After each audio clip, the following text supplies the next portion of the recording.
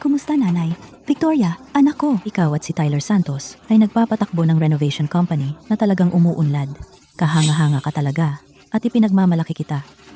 Nanay, huwag mo namang sabihin iyan. Mahal, may sasabihin ako sa'yo. May karelasyon na si Zachary. Ano? May girlfriend na si Zachary? Magkakahipag na ba ako? Oo, pero iginiit ng pamilya niya na bumili muna siya ng bahay bago sila magpakasal. Pumili na sila ng bahay sa Marilag na Tanawin Subdivision, kaya ikaw lang ang makakatulong. Maglaan ka ng oras para ma-secure ito para kay Zachary. Nanay, mahalaga ang kasal ni Zachary, pero ang isang villa ay napakamahal. Nasa site ako ngayon, nag-aayos ng libro. Kakausapin ko muna si Tyler at babalikan kita. Ano iyon? Bakit hindi mo ako hinayaang sumagot ng oo? Balak mong bilhan ng bahay si Zachary? Ano pa bang magagawa ko? Siya lang ang kapatid ko. Malaking bagay ang kasal. Kaya kong tumulong. Victoria, taon-taon mong sinusuportahan ng pamilya mo, pero ang alam lang nila ay bolahin ka. Kailangan mong mag-ingat. Bakit mo na naman ito sinasabi? Iyon ay sarili kong nanay at sarili kong kapatid. Pamilya natin sila. Hindi mo ba iyon maintindihan? Sa tingin mo ba, lahat ng nasa pamilya ko ay gahaman at mapanlinlang? Hindi iyon ang ibig kong sabihin. Tama na. Ayoko nang mag-away tayo tungkol dito. At ayaw kong marinig ang masamang salita tungkol sa pamilya ko. Hindi iyon ang ibig kong sabihin. Natatakot akong patuloy kang magbibigay at masasaktan ka lang sa huli. Hindi mo kailangang mag-alala para sa akin. Alam ko kung paano hawakan ang pamilya ko. Tigilan mo ang pagiging bias laban sa kanila. Kuripot ka lang talaga. Tingnan mo muna ito. 10 milyong dolyar? Malaking halaga iyan. Kahit pagsamahin pa ang lahat ng assets ng kumpanya at cash flow, hindi natin kayang bayaran ang ganyang kalaking butas. Ang bahay na gusto ni Zachary ay nangangailangan ng down payment na daan-daang libong dolyar at mahigit 2 milyong dolyar kung buong bayad. Kaya hindi talaga ako kuripot. Hindi lang natin kayang bayaran ngayon. Malaki pala ito. Bakit hindi mo sinabi sa akin? Ayokong mag-alala ka at pinareview ko na sa mga tao ang construction records at inspection at acceptance documents. Kung mapatunayang tayo ang may buong kasalanan, ang kumpanya ay diretsyong magbabankrupt at magli-liquidate at maiiwan tayo ng malaking utang. Mag-isa mong dinadala ito. Nakapapagod talaga iyan. May pagkakataon pa ba tayong ayusin ito? Kung magbabankrupt tayo at magkautang, mawawala lahat ng itinayo natin. Nakikipag-usap na ako sa mga tao para ayusin ito. May pag-asa pa. Dapat mong bisitahin ang pamilya mo at sabihin sa nanay mo at kay Zachary. Tingnan mo kung ano ang magiging reaksyon nila. Bakit mo pa iyan sinasabi? Hindi ako naniniwalang magiging ganoon silang kawalang puso. Sige, pupuntahan ko sila at patutunayan ko sa'yo kung gaano ako kahalaga sa kanila.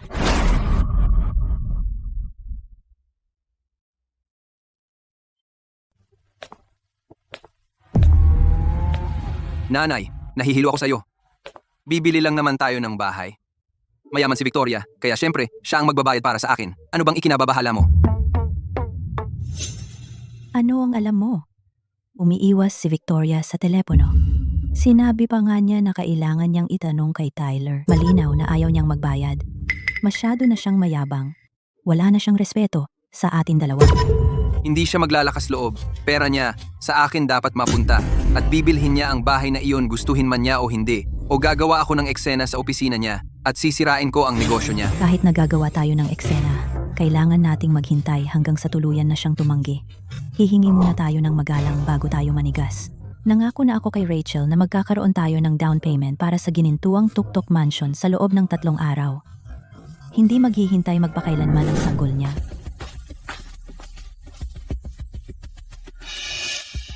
Ma'am, Zachary, kailangan kong malaman kung ayos na ang bahay. Paulit-ulit na tinatanong ng mga kaibigan ko kung kailan ang kasal at hindi ko kayang ipagpaliban ng tuluyan. Rachel, huwag kang mag-alala. Bibigyan tayo ni Victoria ng sagot bukas at siya ay isang napakabuting anak kaya tiyak na ibibigay niya sa atin ang pera.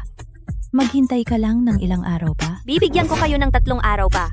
Kung hindi ko makuha ang bahay sa oras na iyon, kanselado ang kasal at hindi ko iingatan ang sanggol. Kayong dalawa ay pwede na lang maghintay na pagtawanan kayo ng buong pamilya. Rachel, wag mong biro ang tungkol sa sanggol. Wag kang mag-alala. Makukuha mo ang bahay na iyon. Rachel, kumalma ka. Nandito ako. At hindi ko hahayaan na apihin kanino man.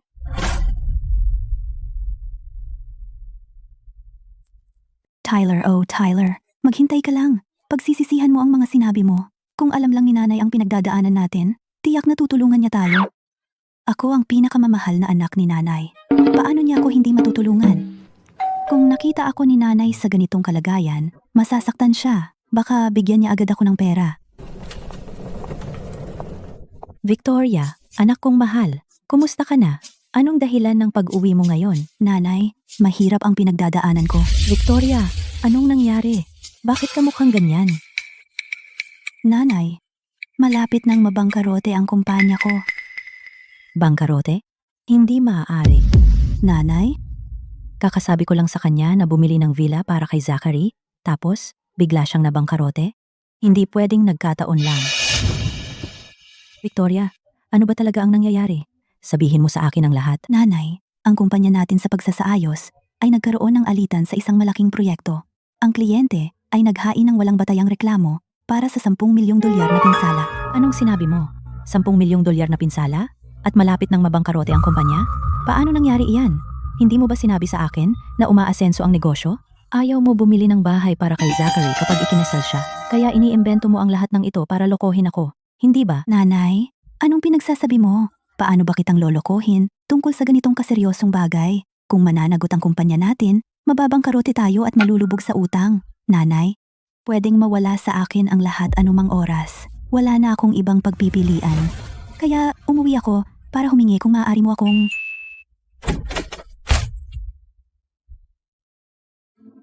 Aba, tingnan mo kung sino ang bumalik, mahal kong kapatid. Bakit hindi ka tumawag ng maaga para masundo sana kita? Kaya, may dala ka bang magandang balita tungkol sa bahay para sa kasal ko?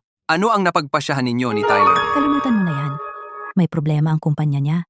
Kailangan niyang magbayad ng malaking halaga at malapit na siyang malugi at mabaon sa utang. Lugi at baon sa utang? Paano naging ganoon kabilis ang pagkasira ng lahat? Totoo ang sinabi ng kapatid mo. Halos hindi na siya makaahon. Wala na siyang pera para matulungan kang bumili ng bahay. Akala ko malaki kang tao na nagpapatakbo ng kumpanya at kumikita ng malaki. Kaya kahit ikaw ay pwede ring bumagsak. Zachary, nahihirapan ako ngayon. Sige, kung hindi mo ako dadamayan, pero bakit mo ako ginaganyan? Anong gusto mong sabihin ko? Noong mayaman at matagumpay ka, hiniling ko sa iyo na tulungan akong bumili ng bahay, pero lagi mo akong binabaliwala. At ngayon, wala ka ng pera at baon sa utang. At inaasahan mong maaawa ako sa iyo. Parang ganun na lang ang buhay. Tama. Matagal ko nang sinabi sa'yo na bigyan si Zachary ng mas maraming pera para sa kanyang bahay kasal. Pero talagang tumanggi ka. At ngayon, tingnan mo ang nangyari. Ikaw mismo ay nasa problema at hindi ka na makakatulong sa pamilya. Noon ko pa sinabi sa iyo na hindi maaasahan si Tyler sa negosyo at na maaga o huli, magkakaproblema. Pero ayaw mong makinig. Ngayon, tingnan mo ang sarili mo. Baon ka sa utang kasama niya. Marami ka pang mahihirap na araw. Kahit gaano pa kahirap, patuloy siyang nagtatrabaho ng tapat. Iyan ay 100 beses na mas mabuti kaysa na ikaw ay nagtatambay buong araw at umaasa kina nanay at sa akin.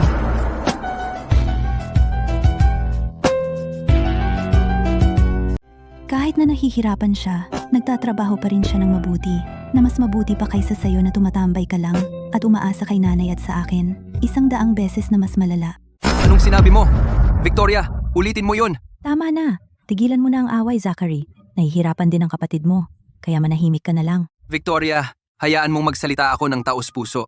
Malapit nang mabangkarote ang kumpanya mo. Malulunod ka sa utang na walang paraan para makarecover. At kung mananatili ka kay Tyler, gugugulin mo ang buhay mo sa pagbabayad ng utang at paghihirap, pakinggan mo ang payo ko at hiwalayan mo siya. Hindi pwede. Hindi ko siya iiwan kapag siya ay naghihirap. Huwag mong tanggihan agad. Mayroon akong mas magandang opsyon para sa'yo. Isang mabuti kong kaibigan ay nasa negosyo ng mga materyales sa konstruksyon. Hiwalay siya sa asawa at single, at napakayaman niya. Nakatira siya sa isang mansyon. Hiwalayan mo si Tyler at pakasalan mo siya. At yayaman ka habang buhay. Talaga? Napakaganda naman. Victoria, ito na ang pagkakataon ng iyong buhay.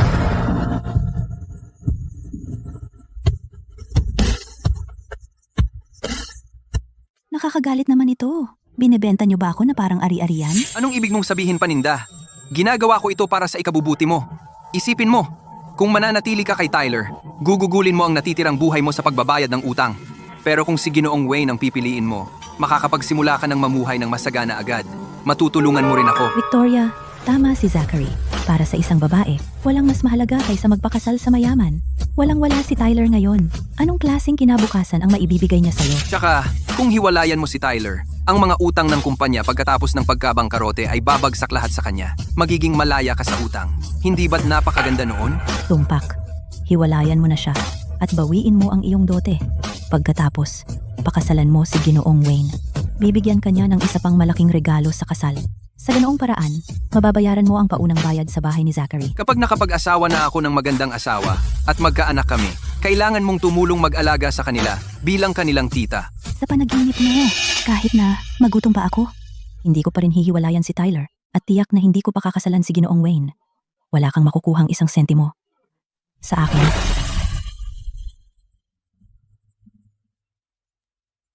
Victoria, huwag mong subukan ang iyong kapalaran. Binabalaan kita. Makikipaghiwalay ka ngayon? Gusto mo man? O hindi?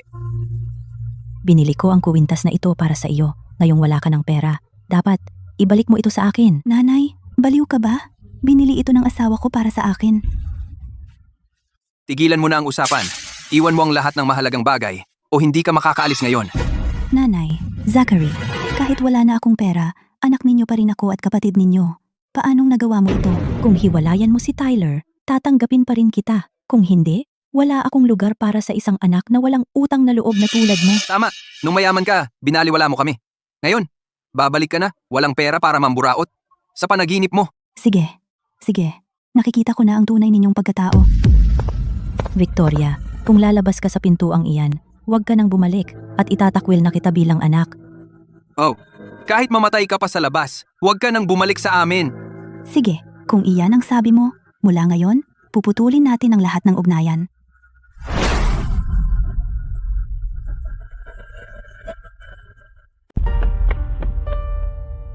Siya ba talaga ang aking sariling ina? At siya ba talaga ang aking kapatid na lalaki? Mahal, anong nangyari? Mahal, Huwag kang umiyak, mahal. Tingnan mo doon.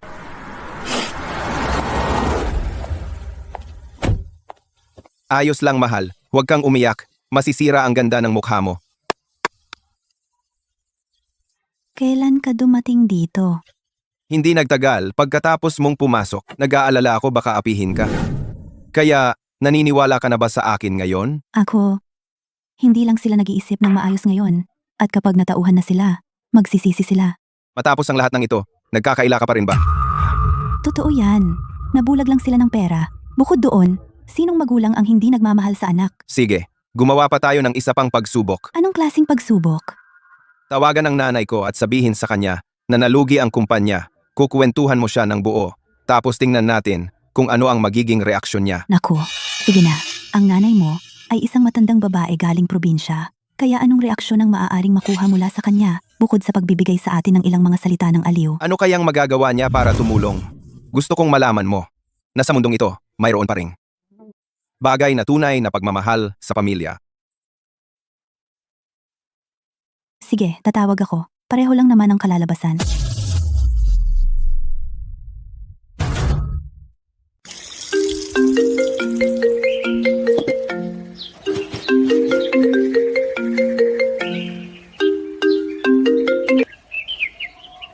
Tyler, bakit mo naisip na tawagan ako? Nanay, ito si Victoria. Victoria, ang tagal mong hindi tumatawag.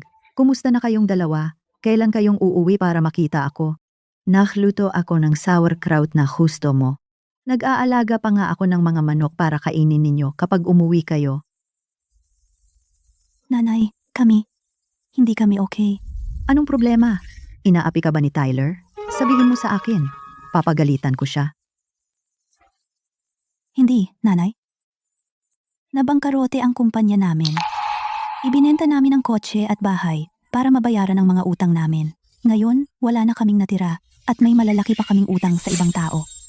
O anak, sa panahong ganito, hindi mo kailangang maging masyadong magalang sa akin. Saan kayong dalawa ngayon? Sa opisina, Sige, umuwi na kayo agad. Hihintayin ko kayong dalawa sa bahay. Kita mo? Anong sabi ko sa'yo? Inaya lang niya tayong umuwi. Hindi niya sinabing tutulungan niya tayo. Baka gusto lang niya tayong magtrabaho sa bukid. Tara, umuwi na tayo.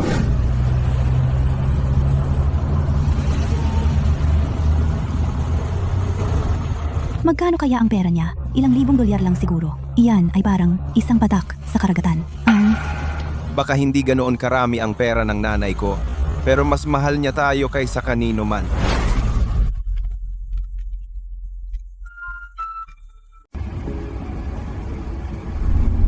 Hindi ba iyan ang kotse ng kapatid ko? Anong ginagawa niya dito? Hindi ko alam. Tara, tingnan natin. Ginang Santos, paano mo nagawang palakihin ang isang anak na lalaki na kayang kunin ang isang maayos na kumpanya at itulak ito sa bangkarote at hilahin si Victoria pababa kasama niya? Sakto. Ayoko talaga na ikasal si Victoria kay Tyler mula pa sa simula. Tingnan mo ang nangyari. Wala na siyang pera. Dahil sa kanya. Sinasabi ko sa'yo, hindi pa ito tapos. Kailangang hiwalayan ng anak mo si Victoria o kaya ang buong buhay ni Victoria ay masisira. Tama? May nakita na akong iba para kay Victoria. Isang malaking negosyante na sobrang yaman. Kung ikakasal si Victoria sa kanya, mabubuhay sa karangyaan ang buong pamilya natin. Pasensya na, kasalanan ni Tyler ang lahat at sobrang pinahirapan niya si Victoria. Pero mahal na mahal nila ang isa't isa, kaya paano sila maghihiwalay na lang? Walang silbi ang pag-ibig kung hindi nito kayang maglagay ng pagkain sa mesa. Walang-wala na ang anak mo ngayon. At maghihirap lang siya kasama niya. Kaya sinasabi ko sa'yo, matatapos ang kasal nila ngayon, maghihiwalay na sila, gustuhin man nila o hindi.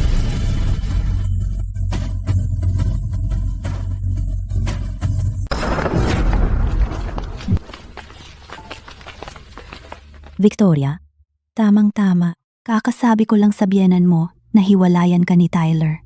Wala ba kayong hiya at pumunta rito para magsalita ng katarantaduhan? Naghihintay pa si Ginoong Wayne. Sabi niya pagka-diborsyo ninyo, makikipagtipan siya sa iyo agad. Para sa ikabubuti ko?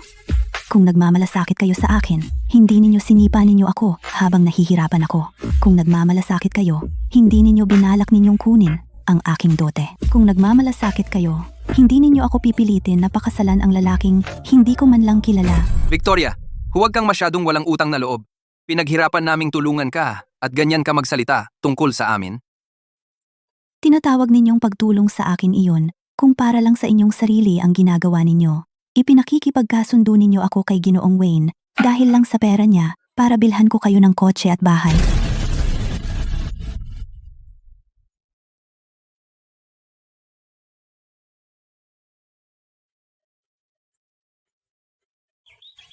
Ano sa tingin mo ang ginagawa mo? Ano sa tingin mo ang ginagawa mo? Huwag kang mangahas na sakta ng manugang ko. Huwag kang makialam, matandang bruha. Umalis ka dito. Ito ang bahay ko. Si Victoria ang manugang ko. Hindi ko hahayaan na apihin mo siya. Saktan mo lang siya at makikita mo. Ginang Santos, ito ay usapin ng aming pamilya. Wala kang pakialam dyan. Siyempre, pakialam ko iyan. Si Victoria ay nagpakasal sa anak ko. At iyon ang dahilan kung bakit bahagi na siya ng pamilyang Santos. Ang pang-aapi sa kanya ay pang-aapi sa buong pamilyang Santos. Talagang hindi ka makatuwiran. Ang anak mong lalaki ay bangkarote at ipinagtatanggol mo pa rin siya. Kapag nagutom na kayong lahat, tingnan natin kung ipagtatanggol mo pa rin siya. Kahit na magutom kami, hinding-hindi namin hahayaang magdusa si Victoria. May mga tao naman na gagawin ang lahat para sa pera, kahit ipagbili ang sariling anak na babae. Victoria, lahat ng naririto ay ang lahat ng perang inipon ko sa paglipas ng mga taon. $30,000 lahat. At ang card na ito ay may laman na $120,000. Lahat ng perang ibinigay ninyong dalawa sa akin sa paglipas ng mga taon. Inipon ko ang bawat sentimo. Eto, kunin mo. Nanay, huwag. Iyan ang pera mo para sa pagreretiro. Hindi ko ito maaaring kunin. Loka ka. Huwag mo nang isipin ang pagreretiro ko. Kailangan ninyong dalawa ng tulong ngayon. Kung hindi ko kayo tutulungan, sino pa? Pero nanay, hindi pa ito sapat para mabayaran ang mga utang natin. Alam kong maliit lang ito at hindi gaanong makakatulong. Pero ayos lang iyon. Pwede pa tayong kumita. Hanggat ligtas kayong lahat at nagkakapit-bisig, lalampasan ninyo ang lahat. Nanay, Tyler, ikaw ang haligi ng tahanan. Kailangan mong magpakatatag at suportahan ang pamilya. Naniniwala ako sa iyo. Makakaahon ka rin. Kahit hindi, ayos lang. Mayroon pa tayong halos 1 hektarya sa probinsya. Kaya ko pang magtanim ng gulay at mag-alaga ng manok. Hindi ka magugutom. Nanay, salamat. Oh, Ginang Santos, sobra naman kayong mapagbigay sa pagbibigay ninyo sa kanya ng napakaraming pera. Tama. Alam ni Ginang Santos kung ano ang tama. Hindi katulad ng ibang tao na ayaw maglabas ng kahit piso. Ibalik mo sa akin ang kahon. Ibalik sa iyo? Ang perang ito ay pambayad sa mga utang mo. Ligtas din iyon sa akin. Tama. Mas ligtas kay nanay. Bukod dyan, Victoria, may pera ka na ngayon. Hindi mo ba ako dapat bilhan ng sports car? Anong sabi mo? Hindi ba sinabi ko sa iyo na kailangan kong bumili ng bahay para sa pag-aasawa ko? Ngayon mayroon kang 150,000 piso. Gamitin mo iyan para sa down payment ko. Mababayaran mo naman ang natitira sa paglipas ng panahon. Tama. Ang 150,000 piso na iyan ay pambayad sa down payment ni Zachary. Lubog ka na sa utang. Hindi na iyon mahalaga. Kapag may bahay na si Zachary, pagkatapos niyang magpakasal, makakatulong siya sa iyo. Mga walang hiya kayo. Ito ang retirement fund ni nanay. Gusto ninyo talagang gamitin iyan para sa down payment? Anong retirement fund? Pamilya naman tayo. Ang pera mo ay pera ko. At ang pera ng biyenan mo ay sa iyo. Kaya akin iyan. Mula ngayon, ako, si Victoria Reyes, ay pinuputol ang lahat ng ugnayan sa inyo.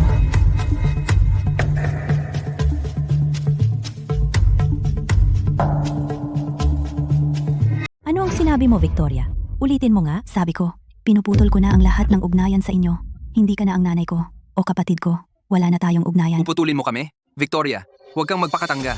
Bangkarote ka na at walang-wala ka. Sino pa ang tutulong sa'yo? Kahit magpasya ka ngayon, naputulin ang lahat ng ugnayan sa amin. Magsisisi ka balang araw. Napakagandang balita. Salamat pare. Sa susunod, ako na ang bahala sa inumin. Victoria, huwag kang padalos-dalos. Nanay, hindi ako padalos-dalos. Pinag-isipan ko na to. Anong klaseng pamilya sila? Mas mabuti na akong wala sila. Talaga mahal? Ngayon, umalis na kayo. Ito ang bahay ng biyanan ko. Hindi kayo tanggap dito. Bangkarote na ang asawa mo. At ngayon, puputulin mo na ang sarili mong pamilya? Huwag kang magsisi sa huli. Magsisi? Bakit naman? Ito ang totoo. Hindi kailanman na bangkarote ang kumpanya namin. Ano ang sinabi mo? Hindi bangkarote ang kumpanya? Hindi! Sabi mo, ibinenta mo ang kotse at bahay mo at may malaking utang ka. Ang kumpanya namin ay nagkaroon nga ng problema noon. Noon, talagang naisip ko na tapos na ang lahat. Pero sinabi sa akin ng kumpanya na ayos na ang lahat. Hindi ko inakala na noong bagsak na bagsak ako, ganito pala ang magiging reaksyon ninyo. Masasabi mong kami ni Victoria ay sinusubukan lang kayo. Kung sinuportahan ninyo siya bilang pamilya, saka kapag nakaraos ang kumpanya, sana binilhan ko pa rin si Zachary ng Rolls Royce.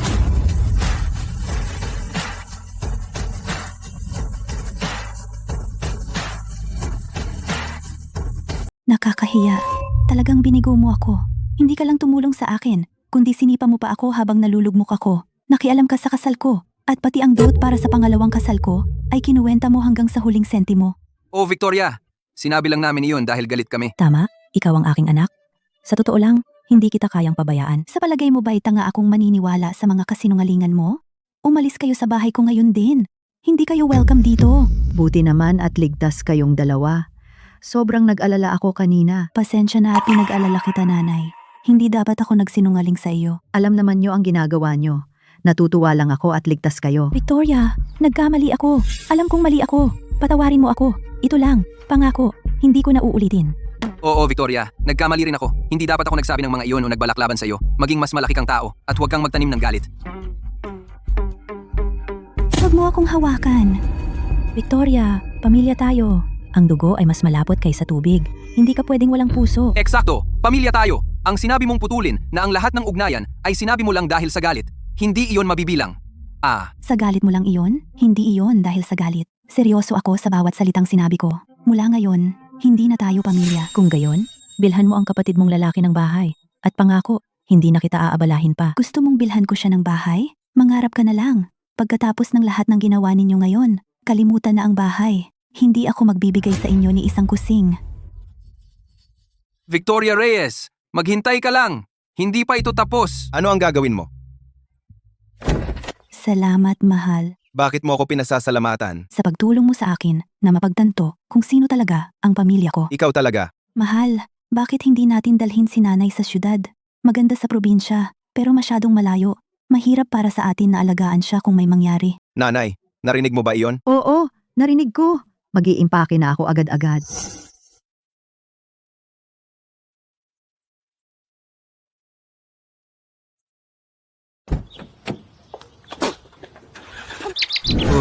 Sino ba sila sa tingin nila?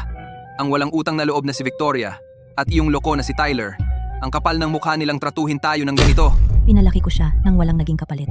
Ngayong umaasenso na siya. Kunwari hindi na tayo magkakilala. Ni hindi man lang niya bilhan ang kapatid niya ng bahay para sa kasal. Napakawalang puso niya. Napakaayos ng lahat. Kailangan ko lang ang down payment niya at makakasal na sana kami ni Rachel. Pero ngayon, pinutol niya ang lahat ng ugnayan sa isang salita lang. At ni hindi na nga ako makakasal. Hindi natin ito pwedeng palampasin. Ako ang nanganak sa kanya. Dapat atin ang pera niya. Dapat kang bilhan niya ng bahay para sa kasal. Uy, Rachel, kumusta ka na? Anong nangyayari, Zachary? Ano na ang nangyari sa bahay natin para sa kasal? Hindi mo ba sinabi na ang kapatid mo ay tiyak na magbabayad para dito? Gaano na katagal? Rachel, maghintay ka lang ng kaunti pa. May mga pinagdadaanan lang ang kapatid ko, kaya hindi pa niya maibigay ang pera. Maghintay? Gaano pa ba katagal? Makinig ka, Zachary. Wala akong oras na iyak saya sa'yo. Binibigyan kita ng 3 araw. Kung hindi mo pa nakuha ang bahay sa oras na iyon, hindi na matutuloy ang kasal. Tapos na tayo. Marami akong ibang pagpipilian at maraming manliligaw na mas mabuti pa sa'yo. Huwag mong iyak saya ang oras ko. Huwag, Rachel, pakiusap. Bigyan mo pa ako ng kaunting oras. Ako na ang bahala. Mahal na mahal ako ng kapatid ko. Tiyak na magbabayad siya. Kung talagang nagmamalasakit siya, tatanggi ba siyang sakupin ang down payment mo? Halatang ayaw kanyang tulungan. Sinasabi ko sa'yo, sa isang walang utang na loob na tulad niya, kung hindi gumana ang bait, magpakatigas ka. Dalhin mo ang nanay mo doon bukas at gumawa ka ng eksena sa opisina niya. Sa harap ng lahat ng empleyado niya at mga kliyente, tawagin mo siyang masamang anak. Isang walang utang na loob na walang pakialam kung mabuhay o mamatay ang sariling kapatid niya. Nagpapatakbo siya ng kumpanya ngayon, kaya napakahalaga ng reputasyon. Hindi niya ipagsasapalaran na mawala ang negosyo. Hindi ka na nga kailangang magsalita ng marami. Ibibigay niya ang pera. At huwag kang hihingi lang ng down payment. Ipabili mo sa kanya ang isang villa ng buo o ipagpatuloy mo hanggang sa malugi ang kumpanya niya. Bakit hindi ko naisip iyon? Rachel, henyo ka talaga. Gawin natin. Ito na ang huling pagkakataon mo. Kung hindi mo makuha ang pera sa pagkakataong ito, siguradong wala na tayo. Hindi na ako makapaghihintay ng matagal sa dinadala kong ito. Kung hindi mo ito kayanin, wala akong magagawa kundi magpalaglag. Huwag mong gawin yan, Rachel. Ipinapangako ko. Maayos ko yan bukas. Bibilhan kita ng malaking villa. Hindi natin pwedeng hayaang ipalaglag niya ang apo ko. Kung ganoon, mas mabuting magmadali ka. Hindi na kami makapaghihintay ng matagal ng dinadala ko. Alam ko. Hindi ka na maghihintay ng matagal. Hayaan mo akong kausapin si nanay. Kailangan ko nang umalis. Nanay, bukas, dire-diretso tayo sa kumpanya ni Victoria para gumawa ng gulo. Kapag nakagawa na tayo ng eksena, tiyak na matatakot siya. At hindi lang iyon isang villa. Kailangan niyang ibigay ang lahat ng hiling natin.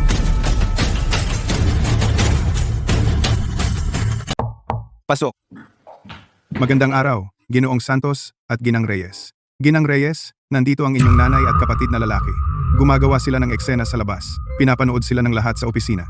Alam kong hindi sila susuko ng ganoon kadali. Mahal, huwag kang magalit. Ipasok mo sila. Victoria, wala kang puso. Yumaman ka at itinakwil mo ang sarili mong ina. Hindi ka ba natatakot na gantihan ka ng tadhana? Tama nga, Victoria. Bilhan mo ako ng bahay para sa kasal ko ngayon din. O gagawa kami ng eksena sa opisina mo. Tingnan ninyo mismo. Mula nang magpakasal kami ni Victoria, Binigyan ni Victoria ang pamilya ninyo ng 474,000 piso. ang bila ng pamilya ninyo, ang inyong mga gastusin sa pamumuhay, ang inyong mga bayarin sa ospital. Binayaran ni Victoria ang lahat ng iyon. Pero noong nahihirapan siya, pinalayas ninyo siya. Paano kayo nangahas na humingi ng pera sa kanya ngayon? Kung magdudulot pa kayo ng gulo dito, lahat ng perang nakuha ninyo kay Victoria sa mga nakaraang taon, babalikan ko lahat hanggang sa huling sentimo. Bigyan mo ako ng 1,000,000 piso. 1,000,000. At kahit mamatay ako sa labas, hindi ko hihilingin sa iyo na alagaan mo ako. Nanay, lagi ninyong kinikilingan si Zachary sa buong buhay ko. Hindi ako nagreklamo. Pero, bakit ninyo ginagawa ito muli? Victoria, lagi ka namang responsable at maalalahanin. Pakiusap, tulungan mo si Zachary. Ito na ang huling beses. Luluhod ako sa harap mo. Nakikiusap ako sa iyo. Pag-usapan natin ito. Nanay, anong ginagawa mo? Oo, Victoria. 1,000,000 piso lang naman. Wala yun sa'yo. Tulungan mo ako. Nanay, Zachary, kayong dalawa. Mabibigyan ko kayo ng pera, pero kailangan ninyong sumang-ayon sa isang kondisyon. Basta't ibigay mo sa akin ng pera, hindi na problema kahit isang kondisyon lang. Sasang-ayon ako kahit 8 o 10 pa. Eksakto. Ibibigay nyo na lang sa amin ang 1,000,000 piso. Kapag nakuha ninyo na ang 1,000,000 piso, kayong dalawa ay hindi na dapat makipag-ugnayan kay Victoria. Mula ngayon, puputulin na ni Victoria ang lahat ng ugnayan sa inyo. Sige. Kapag nakuha ko na ang pera, ipinapangako ko. Hindi na ako muling makikita ni Victoria. Tama iyan. Kapag binigyan mo na kami ng pera, hindi na kami babalik at hindi na kami mangiistorbo kay Victoria. Sige, lahat ng sinabi ninyo ay naitala ko. Naipadala ko na sa inyo ang pera. Kung sakaling maglakas loob kayo na mang-istorbo muli kay Victoria, tatawag ako ng pulis at isasakdal ko kayo sa korte. Kung ayaw ninyong makulong, kunin ninyo ang 1 milyong piso at mamuhay ng payapa. Huwag kang mag-alala. Hindi ka na namin naabalahin.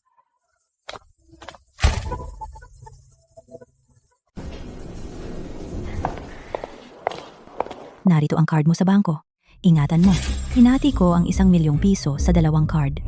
Inilagay ko ang 300,000 piso sa mga investment na mababa ang panganib para sa pagre-retiro. Tungkol naman sa iba pang 700,000 piso, ilalagay ko sana ito sa isang deposito.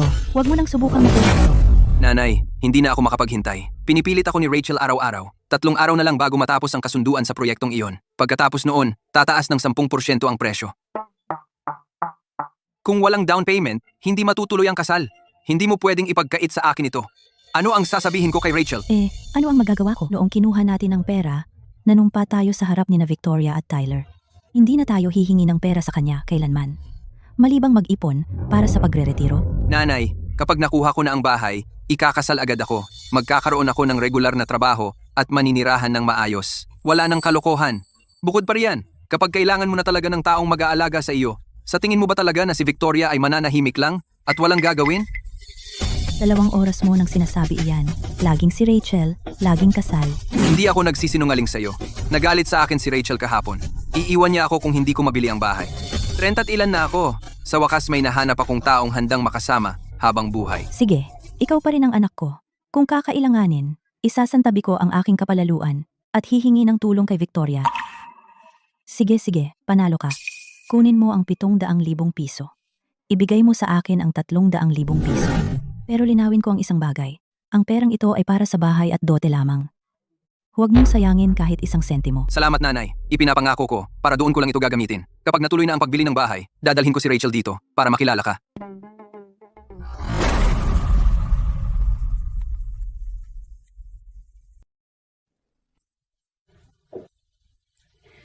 Ang sosyal naman ng nabook mong private dining. Huwag mong sabihin na nakuha mo na ang pera para sa bahay natin. Tama. Pero 1 milyong piso lang ang ibinigay ng kapatid kong babae kay nanay. At si nanay, naglaan ng 700,000 piso para sa bahay natin. 1 milyong piso lang? Yung villa na nagustuhan natin ay nagkakahalaga ng mahigit 1,400,000 piso. Nagkaproblema ang kumpanya ng kapatid kong babae.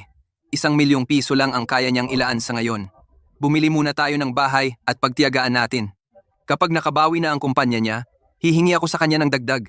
Nag-iisip ako, hindi na natin kailangang abalahin pa ang kapatid mo. May kilala akong taga-real estate na makakapagbigay sa atin ng presyong espesyal sa villa na nakita natin dati. Kung tayo mismo ang bibili, aabot ng mahigit 1,400,000 piso. Pero sa kakilala ko, makukuha natin ito ng mahigit 800,000 piso lang. Makakatipid tayo ng 600,000 dolyar. Rachel, tawagan mo na ang kontak mo. Bakit nagmamadali? May mga patakaran para sa insider deals. Kailangan mong bayaran ng buo. Mahigit 800,000 ang kailangan agad? Tama, kaya ilipat mo sa akin ang 700,000, tapos ipasin mo kay nanay ang isa pang 200,000. Ipadadala ko lahat sa contact ko para maisumite niya ang aplikasyon. Pagkatapos, igagalang ng developer ang insider slot. Rachel, mapagkakatiwalaan mo ba ang contact na ito? Nagtatrabaho siya sa Ginintuang Tuktok Mansyon bilang sales director. Ano kaya ang maaari niyang dayain sa iyo? Saka, makakakuha ka ng mas magandang presyo kapag binili mo ang bahay. At lahat ng perang maiipon mo mananatili sa bulsa mo. Kung makukuha natin ang insider discount, gagawin natin ang paraan mo. Pagkatapos ng hapunan, ililipat ko agad ang pera. Ikaw ang bahala sa pagtingin, sa kontrata, at sa lahat ng iba pa. Bahala na sa akin. Huwag kang mag-alala.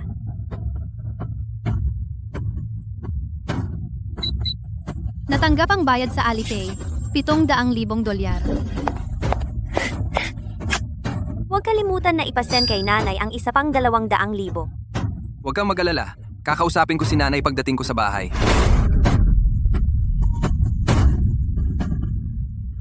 Ganyan ang sitwasyon. Nanay, padalhan mo ako ng isa pang 200,000 piso. Kami ni Rachel ang bibili muna ng bahay. At pag-iisipan na lang natin ang iba mamaya. Parang sobrang ganda para totoo. Isang bahay na nagkakahalaga ng higit sa 1,400,000 piso. Paano naman bumaba ng ganyan kalaki ang presyo? Nanay, ano ba? Tigilan mo na ang kakaisip dyan. Magiging parte na rin naman siya ng pamilya natin. Bakit naman niya tayo sasaktan?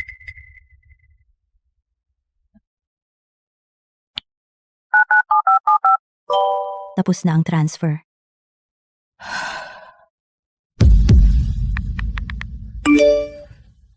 Rachel, naipadala ko na sa iyo ang 200,000 piso. Kailan tayo magkikita ng contact mo para ayusin ang mga papeles? Tatawagan kita kapag oras na. Marami pang papeles na kailangang ayusin. Hindi ito mangyayari sa isang iglap. Maghintay ka lang. Sige, hihintayin ko ang balita mo, okay? Hintayin mo lang. Mabait pa nga ako para iwanan ka ng 100,000 piso.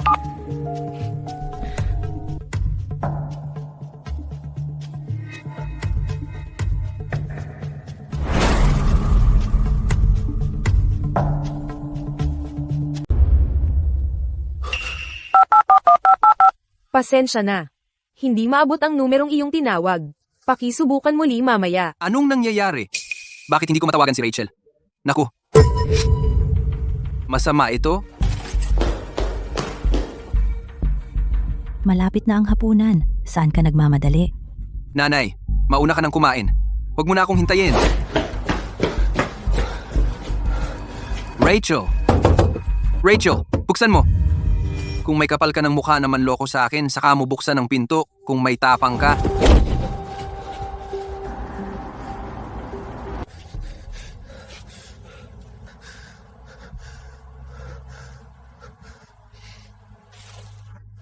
Zachary, hindi ba sinabi sa iyo ng kapatid mong babae na lumipat na siya? Lumipat? Oh, lumipat siya kasama ang nobyo niya. Hindi mo ba alam? Teka, lumipat siya kasama ang nobyo niya, pero ako ang nobyo niya. Teka, hindi mo alam na kapag wala ka, may isang lalaki na umuuwi kasama si Rachel araw-araw at inakala ng lahat sa gusali na siya ang nobyo niya.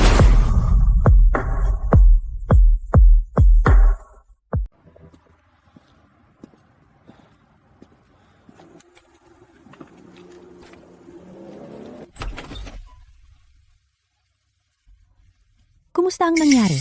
Nahanap mo ba si Rachel? Tapos na ba ang usapan sa bahay? Naloko ako. Wala na ang lahat. May kasamang lalaki pala si Rachel. Alam ng lahat sa gusali. Ako lang ang hindi nakakaalam. Wala ni isang sentimo sa 700,000 piso ang natira. Kinuha niya lahat at tumakbo. Ang 700,000 piso mula kay Victoria ay dapat na magiging ligtas tayo sa pera. Ngunit halos wala pa sa ating mga kamay. Bago pa man ay naisahan na tayo ni Rachel ng lahat. Binalaan na kita sa simula pa lang na ang isang bahay na kulang ng 600,000 piso sa halaga sa merkado ay lubhang kahina-hinala at sinabi kong mag-ingat ka, ngunit nakinig ka. Ngayong nagkagulo na, kasalanan ko na lahat? Ako ang may kasalanan? Kung ikaw sana ay nanindigan at hinawakan mo ang kontrol sa ipon, makukuha ko ba ang ganoong kalaking pera para ibigay sa isang manloloko? Sinubukan kitang pigilan, ngunit nabulag ka sa pagnanasa at nagtiwala ka sa isang tagalabas, kaya ibinigay mo ang buo nating kayamanan para sa wala. At ngayon, ano ang gagawin natin? Paano nating mabubuhay mula ngayon? Ano bang kasalanan ko para maranasan ito? 1,000,000 piso, naging 100,000 na lang.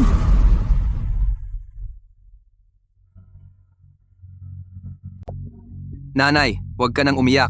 Sa ngayon, ang magagawa lang natin ay tumawag sa pulis. Kahit papaano, may natitira pa tayong 100,000 piso. Kahit na tumawag tayo sa pulis, hindi natin makukuha agad ang 700,000 piso. Ano pa ba ang magagawa natin?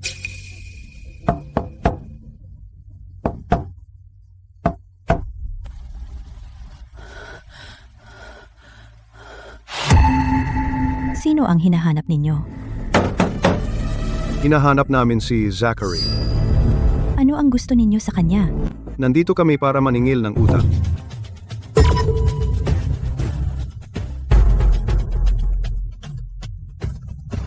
Kailan ka nagsimulang magkautang sa mga tao? Zachary, alam kong nandyan ka. Huwag ka nang magtago sa amin. Magbabayad ka ba o hindi? Bigyan mo kami ng sagot.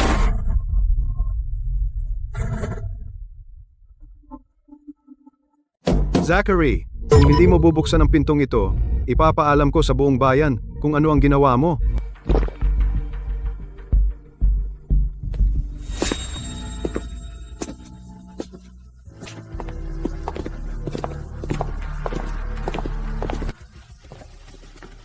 Noong panahong palautang ka kung saan-saan, hindi mo ba naisip na darating din ang araw na ito? Dahil sa lumalaking interes, ang kabuuan mong utang ay 300,000 piso. Magbayad ka na. 100,000 piso lang ang pera natin. Hindi natin kayang makalikom ng 200,000 piso na kulang.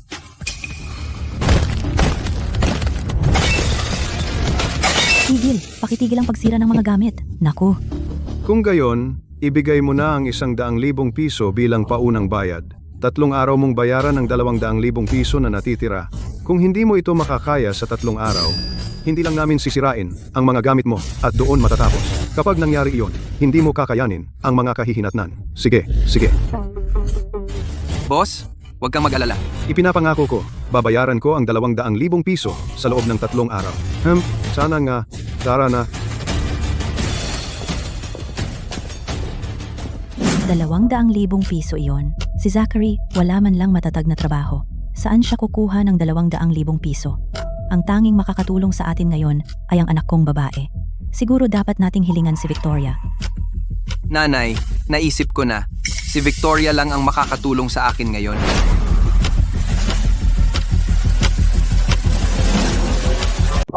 Nangako tayo sa kanya na kukunin natin ang 1,000,000 piso at hindi na siya guguluhin pa. Nanay, hiramin na lang natin sa kanya. Hindi ba't mayroon pa tayong 700,000 kailangang bawiin? Kaya gusto mong humingi ng 200,000 sa kanya ngayon at kapag nakabawi na tayo ng pera, babayaran natin siya. Oo, eksakto. Iyan talaga ang ibig kong sabihin. Gumagana iyan. Hindi naman natin kukunin ang pera niya nang walang kapalit. Hihiramin lang natin sa kanya.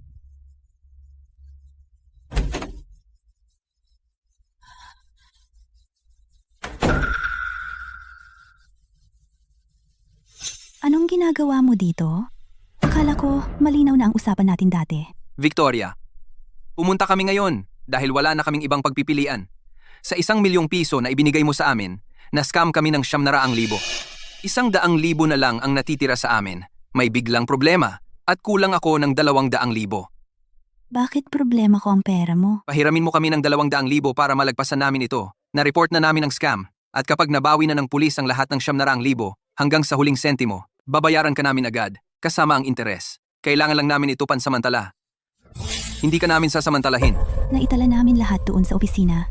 Ang 1,000,000 piso ay isang beses na kabayaran para sa lahat ng alitang may kinalaman sa sustento. Pareho kayong personal na nangako na kunin ang pera at iwan akong tuluyan. Ang nakasulat na kasunduan ay hindi dapat balewalain. Noon, masaya ninyong kinuha ang pera at umalis kayo. Ngayong nawala na sa inyo ang pera at nabaon kayo sa utang, bumabalik kayo at inaasahan ninyong ililigtas ko kayo.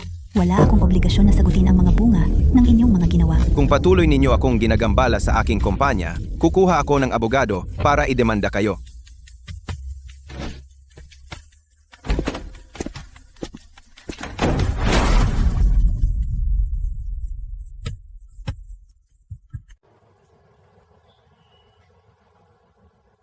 Nanay, dahil hindi tayo direktang papautangin ni Victoria, gagawin natin ito sa ibang paraan. Bibili ako ng mga materyales ng utang sa pangalan ng kumpanya niya, tapos ibebenta ko ng mura para may pera para mabayaran ng utang na 200,000 piso.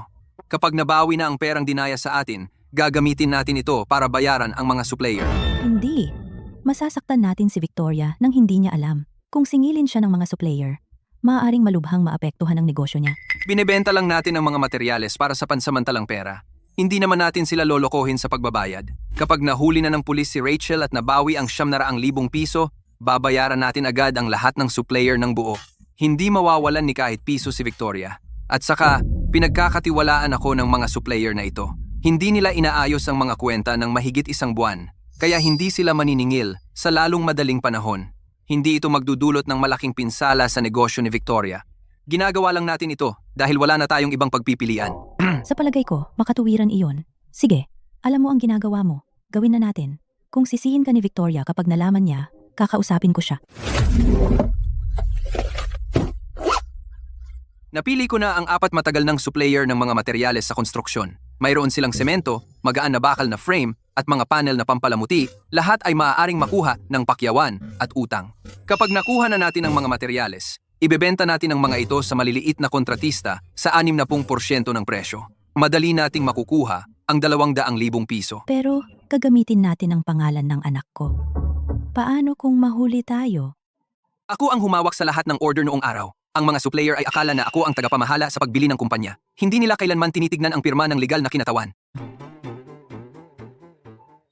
Sapat ang tiwala nila sa akin para payagan akong kunin ang mga gamit at bayaran mamaya. Walang mangyayaring mali. Sa 3 araw na ibinigay sa atin ng mga maniningil ng utang, 2 na lang ang natitira. Pagkatapos, bisitahin natin sila isa-isa bukas ng maaga.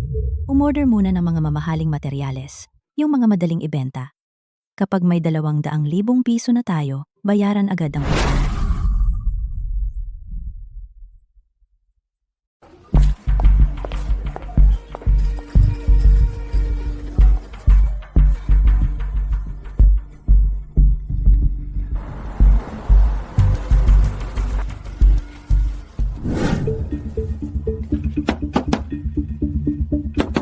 Ginang Reyes, natapos ko nang suriin ang kargamento. At eksakto, sa napagkasunduan natin ang dami, magbabayad kami ng 60% at ililipat ko na agad ang bayad sa iyong kwenta sa bangko. Sige, kapag nag-clear na ang bayad, pwede ninyo nang kunin ang mga paninda.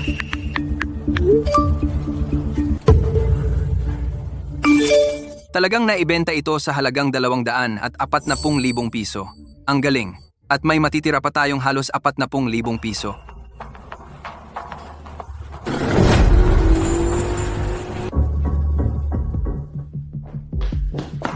Nanay, nagawa natin! Ang pagbebenta ng pangkat na ito ng mga materyales sa konstruksyon ay nagbigay sa atin ng 200,000 piso para mabayaran ang utang. Ang natitira pang mga 40,000 piso ay sasapat para sa ating pang-araw-araw na mga gastos. Ito ang maglalayo sa atin sa mga maniningil ng utang, kahit sa ngayon. Sa wakas, hindi na natin kailangang harapin ang mga gunggong na maniningil ng utang. Kapag nabawi ng pulis ang 700,000 piso na dinaya sa atin, babayaran natin ng buo ang mga tagapagtustos at magiging maayos ang lahat. Tama. Babayaran kita ng 200,000 piso ngayon din. Huwag mo na akong kulitin ulit, okay? Sige, kapag nakabayad ka, patas na tayo.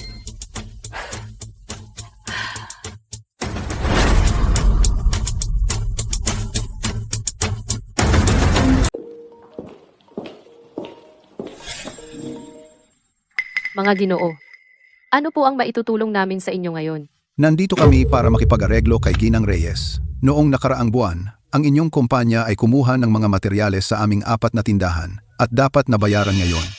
Sandali lang po. Magandang araw po. Sa reception, mayroon pong 4 na supplier ng materyales sa konstruksyon. May mga pick-up slip na humihingi ng bayad na 200 at 40,000 piso. Mahal, kumuha ka ba ng mga materyales kay Wayne at sa iba pa? Hindi. Kakaiba iyan. Sabi ng reception, nandito sina Wayne at ang iba, humihingi sa atin ng 200 at 40,000 piso. Tingnan natin. Sige, naiintindihan ko. Ihatid sina Ginoong Wayne at ang iba pa sa conference room. Opo, Ginang Reyes. Ginang Reyes, matagal na tayong magkatrabaho ng walang anumang problema. Noong nakaraang buwan, sinabi ni Zachary na lubos mo siyang binigyan ng autorisasyon na kumuha ng malaking proyektong pangkomersyo. Kumuha siya ng mga materyales na nagkakahalaga ng 200 at 40,000 piso na pabatch na ang bayad ay dapat mula sa inyong kumpanya sa katapusan ng buwan. Ngayon, duna ang bayarin, kaya nandito kami para singilin kayo. Mga Ginoo, taos puso akong humihingi ng paumanhin. Ngunit, hindi ko kailanman inaprubahan ang anumang ganoong proyektong pangkomersyo. Ni hindi ko binigyan ng autorisasyon si Zachary na bumili ng mga materyales na ito. Wala akong alam sa padalang ito. Dati na siyang kasama mo sa mga tawag sa negosyo. Nagtitiwala kami sa reputasyon ng inyong kumpanya. Kaya naman kami nagbigay ng walang segurong utang. At ngayong itinatanggi ninyo ang utang, mawawalan na ba kami ng 200 at 40,000 piso? Pakiusap, manatiling kalmado. Tatawagan ko si Zachary. Lahat, pakiusap, huminahon kayo. Kung totoo ito, kung gayon, si Zachary ay nakakuha ng mga produkto sa pamamagitan ng pandaraya gamit ang pangalan ng ating kumpanya. Hindi tayo tatakas sa responsibilidad. Zachary, ginawa mo ito nang hindi ko alam at ginamit mo ang pangalan ng kumpanya ko para kumuha ng materyales mula sa 4 na supplier na may utang na kabuo ang 200 at 40,000 piso. Totoo ba yan?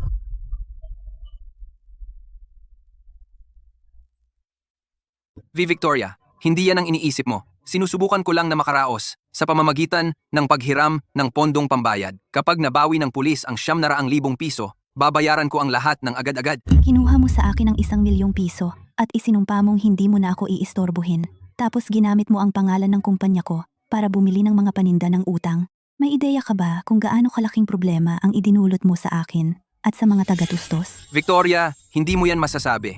Kung tutuusin, hindi mo yan pwedeng sabihin ng ganyan. Ako ang kapatid mo, kung tutuusin. Naloko ako at nabaon sa utang. Anong masama sa paggamit ng pangalan ng kumpanya mo para makaraos ako? Kapag nahuli ng pulis si Rachel at mabawi ang 700,000 piso, babayaran ko ang bawat sentimo agad-agad. Tsaka, malaki ang pera ng kumpanya mo. Mahigit 200,000 piso ay wala lang sa iyo. Tigilan mo ang pagiging makitid ang isip. Kakausap ko lang si Zachary. Talagang kumilos siya ng walang pahintulot ko at ginamit ang pangalan ng kumpanya ko para bumili ng utang. Makatitiyak ka, hindi ka mawawalan ng kahit isang sentimo. Aayusin natin ito sa 2 hakbang. Una, ang kumpanya ay mag-aabono ng buong 200 at 40,000 piso at ideposito ito sa mga kwenta ninyo sa loob ng 1 linggo. Pangalawa, kokolektahin namin kaagad ang lahat ng dokumento, maghain ng reklamo sa pulis at idemanda si Zachary. Makukuha natin ang lahat.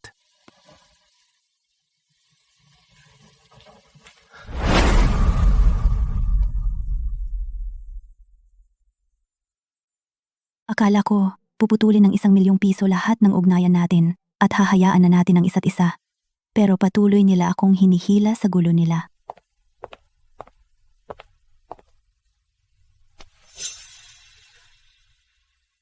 Tungkol sa paunang bayad, inayos ko na para sagutin ito ng finance. Tungkol sa pagdemanda sa kanila para mabawi ang utang, ang legal ang bahala sa lahat.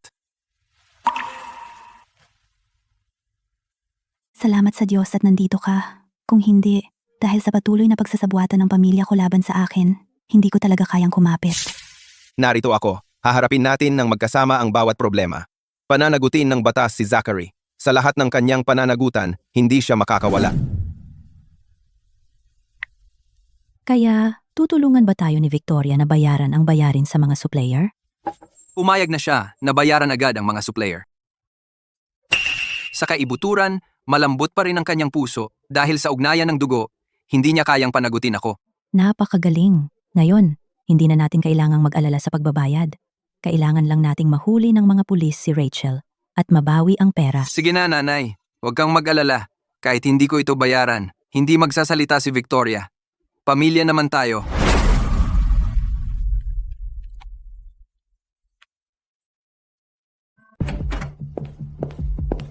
Ginoong Santos, walang butas ang ating ebidensya, kaya ihahanda ko kaagad ang demanda sibil. Isampa ito sa korte at ipaihatid ang patawag at mabawi ang hindi pa nababayarang bayad. Sa tuwing bibigay ako, lalo nila akong ginigipit. Hindi na ako kokompromiso para sa pamilya. Mula ngayon, gagawin natin ito ayon sa tamang proseso. Kapag mas maaga nating naitatag ang pananagutan sa pamamagitan ng batas, mas maaga rin nating matatapos ang walang tigil nilang panliligalig. Ang 240,000 piso na inabante natin ay maaari ring mabawi kay Zachary sa pamamagitan ng demanda. Laging isinasaalang-alang ni Victoria ang ugnayan ng pamilya na ang pinakamalala, pagagalitan lang ako. Hindi naman niya talaga akong gagawan ng anuman. Zachary Reyes, may padala po kayo? Pumirma po dito.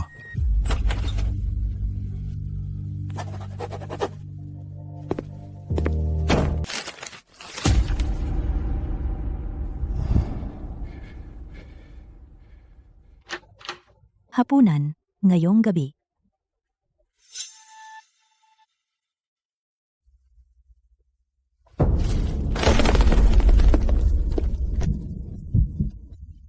Paano tayo napadalhan ng patawag? Talaga bang inademanda tayo ni Victoria?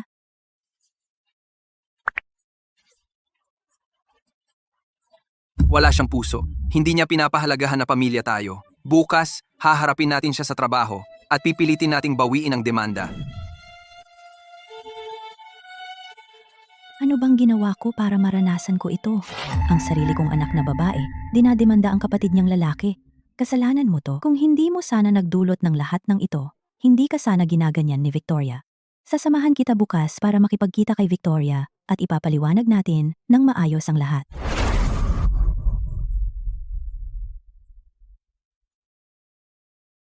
Kapag nakita natin si Victoria, maging banayad ka hanggat makakaya mo. Gawin mong maawa siya sa atin, di ba? Sige, nanay, naiintindihan ko. Huwag kang mag-alala.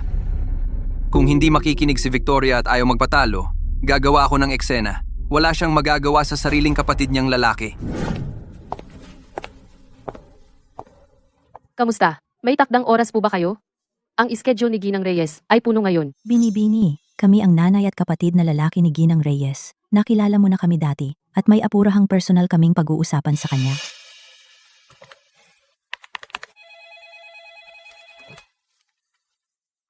Sige, naiintindihan ko. Dalhin sila sa silid ng pagtanggap. Kaya pala, dumating sila. Tiyak na tungkol ito sa patawag.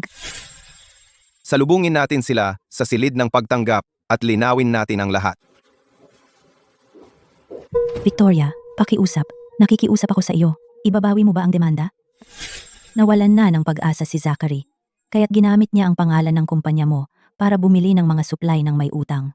Kapag nabawi ng mga pulis ang 700,000 piso, babayaran namin ang bawat sentimo ng bayarin sa tagapagtustos, di ba? Victoria, magkapatid tayo at ang 240,000 piso ay hindi malaking halaga para sa kumpanya mo. Kaya bakit mo pa ito dinadala sa hukuman at iiwan mo akong walang takasan? Noong kinuha mo ang pera, nangako ka nang nakasulat na iiwan mo na akong mag-isa.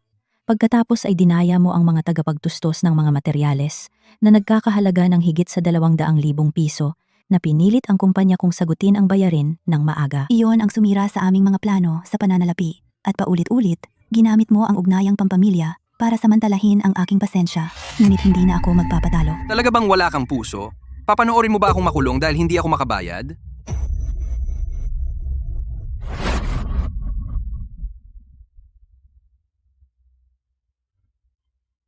Nagsimula ng iproseso ng korte ang kaso. Ang pag-withdraw ng demanda ay nangangailangan ng mga legal na kondisyon. Hindi mo pwedeng basta na lang bawiin kapag trip mo, at ang utang na pananagutan mo ay hindi maiiwasan. Kung hindi uubra ang pakikipag-usap, magkakampo kami sa opisina niya araw-araw hanggang sa pumayag siyang i-withdraw ang kaso. Hindi ba masamang ideya na harangan ang pasukan niya araw-araw kung lalong magagalit si Victoria at mas mahirap nang i-withdraw ang kaso? Huwag kang mag-alala, araw-araw may mga kliyenteng pumapasok. Mananatili kami sa lobby at gagambalain ang negosyo niya. Sa loob ng ilang araw, susuko siya at lalapit sa atin. Siya, gagawin natin ang paraan mo. Bukas ng umaga, pagka umaga, andito tayo. Ang mahalaga lang sa akin ay ma-withdraw ang kaso para hindi natin kailangang bayaran ang 200,000 at 40,000 piso. Sa ugali nila, hindi sila madaling susuko. Malamang, pupunta sila dito para guluhin tayo araw-araw. Alam kong mangyayari ito. Ang ginagawa lang nila ay guluhin ako. Sa pamilyang tulad ng sa akin, talagang wala akong masabi. Naipaalam ko na sa management ng building. Kung magtatambay sila dito para gambalain ang negosyo, hihilingin ng management na umalis sila ayon sa patakaran. Samantala, magpapatuloy ang legal team natin ayon sa plano at naka-schedule ang pagdinig. Buti na lang nandito ka. Kung hindi, hindi ko kakayanin ang walang katapusang emosyonal na pangingikil na ito.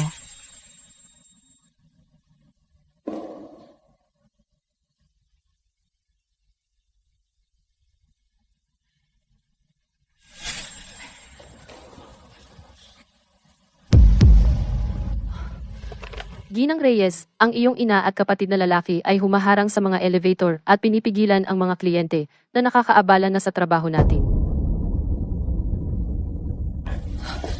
Huwag kang mag-alala. Ako na ang bahala.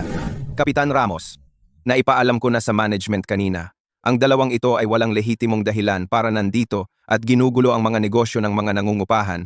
Pakisabihan silang umalis ayon sa patakaran. Siya, kayong dalawa, sumama kayo sa akin at tingnan natin.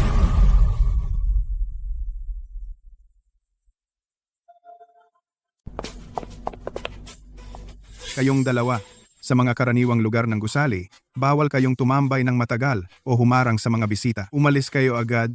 Kung hindi, magsasagawa kami ng aksyon ayon sa patakaran ng gusali. Nandito ako para makita ang kapatid kong babae. Hindi ninyo ako maaaring palayasin.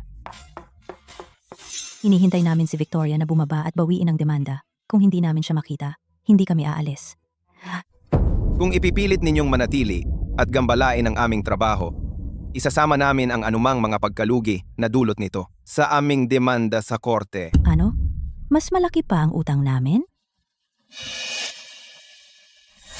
Huwag na tayong mag-aksaya ng oras dito. Ituloy ninyo iyan at mas malaki ang utang ninyo. Tyler, huwag mo kaming bantaan ng dagdag na pinsala. Ang isang kapatid na babae na nagdemanda sa sariling kapatid na lalaki ay talagang wala ng puso Kung hindi mo mapapababa si Victoria dito ngayon para pag-usapan ang pagbawi ng demanda, magkakampo kami sa tabi ng elevator at tatangging umalis. Lahat, sabihin ninyo kung patas ba ito. Ang sarili kong kapatid na babae ay dinemanda ako. Habang nakatayo lang siya at pinapanood ang kapatid niyang nalulunod sa utang. Sige, huwag ninyo kaming tulungan. Pero ngayon, dinedemanda ninyo kami at iniwan ninyo kaming walang matakutan. Patuloy ninyong ginugulo ang kaayusan ng publiko at nagkakalat ng mga masasamang kasinungalingan. Kokontakin ko na ngayon ang administrasyon ng gusali upang idokumento ito at ingatan ang mga video ng seguridad. Isusumite namin ang lahat ng ebidensya sa korte. Bukod sa paghingi ng kabayaran para sa nawalang produktibidad, hihingi rin kami ng danyos para sa pinsala sa reputasyon na dulot ng inyong panliligalig. Kapitan Ramos, pakiasikaso ninyo ito. Hindi ninyo ako maaaring palayasin. Nandito ako para makita ang sarili kong kapatid na babae. Hindi ninyo kami maaaring palayasin. Wala na kaming matakbuhan.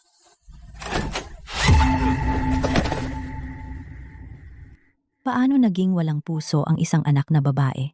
Tinalikuran niya ang sariling kapatid at iniwan niyang walang-wala ang kapatid at ang kanyang ina. Victoria Reyes, ikaw na walang utang na loob. May pera ka para magpatakbo ng kumpanya, pero sinira mo ang sarili mong kapatid. Makukuha mo ang nararapat sa iyo. At ikaw rin, Tyler. Akala mo, dahil may pera ka, makakapag-upa ka ng mga siga para saktan ang sarili mong pamilya? Hindi pa ito tapos.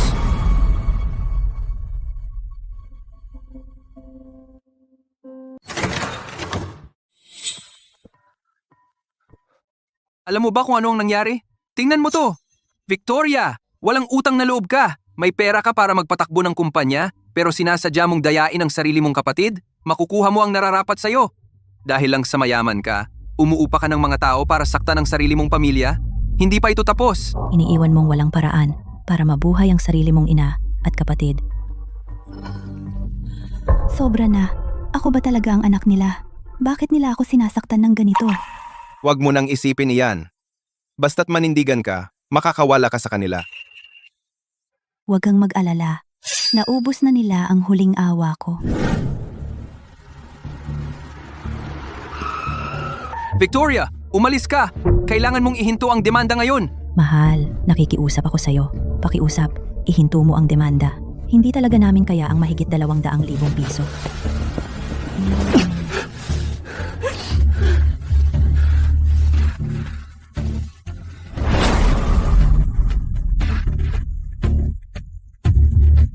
Habang binabantayan ng seguridad ang opisina at ang garahe, harang tayo sa lahat ng pagkakataon. Kaya, makukuha ba natin siya sa entrance ng complex? Hindi nila kayang bantayan lahat ng pasukan sa buong oras. Maaga o huli, uuwi siya sa pangunahing gate. Babantayan natin ang main gate umaga at gabi. At pagkatapos ng ilang araw, mahuhuli natin siya.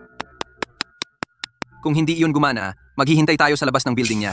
Ito lang ang pagkakataon natin. Kung mapipilit natin siyang bawiin ang kaso, ilang mahirap na araw ay walang anuman.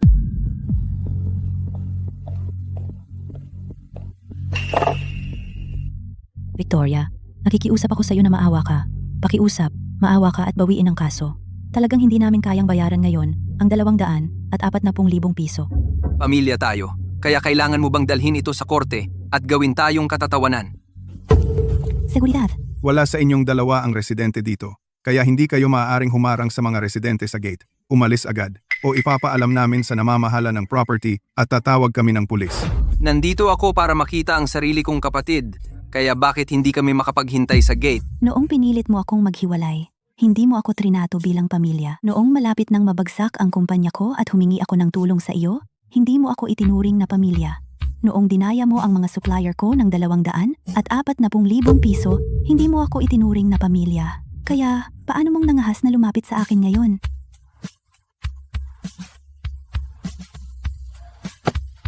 Kailangan ba talaga nating pumunta sa pagdinig at magbayad ng danyos? Saan ako kukuha ng pera na yun ngayon?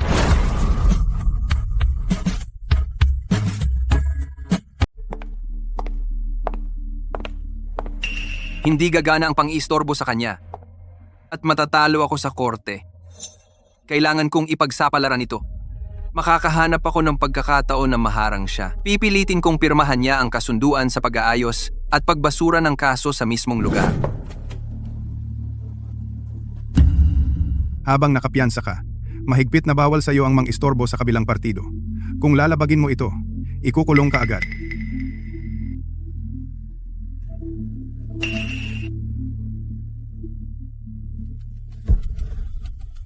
Victoria, hindi mo ako bibigyan ng anumang paraan. Kung gayon, huwag mo akong sisihin sa pagiging walang awa. Dragon, may ipapagawa ako sa iyo. Hindi problema ang pera. Zachary, kahit anong balak mo, mas mabuting wag mo nang ituloy. Nanay, huwag kang mag-alala. Sisindakin ko lang si Victoria para pumayag siya. Hindi ko naman talaga siya gagawa ng masama. Mabuti naman. Pero kahit anong gawin mo, huwag mo nang saktan ulit si Victoria. Uy, ganda. Pwede bang magtanong ng direksyon? Paano pumunta sa construction road? Pinapaikot-ikot tayo ng GPS. Nakikita mo ba ang sangandaan sa unahan? Kumaliwa ka at magpatuloy, makakarating ka roon? Aling sangandaan? Tingnan mo, iyon ang nasa unahan.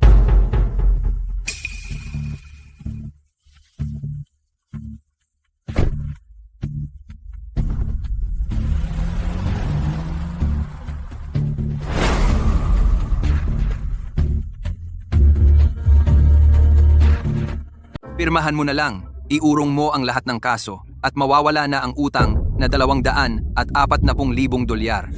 Papahatid kita sa bahay. Gagawin mo pa ito sa sarili mong kapatid para lang takasan ang mga utang mo. Kahit pilitin mo akong pumirma ngayon, gagamitin ko ang lahat ng ebidensya ngayon para idemanda ka ulit at haharap ka lang sa mas mabibigat na kaso. Ginang Reyes, mas mabuti pang pumirma ka na lang at huwag ka nang mag-atubili. Victoria, huwag mong gawing mahirap ang lahat. Makipagtulungan ka lang at makakaiwas tayong lahat sa kahihiyan. Hindi ko ito pipirmahan. Buiset! Hindi ka matututo hanggang sa huli na. Dragon, turuan mo siya ng leksyon. Anong ginagawa mo?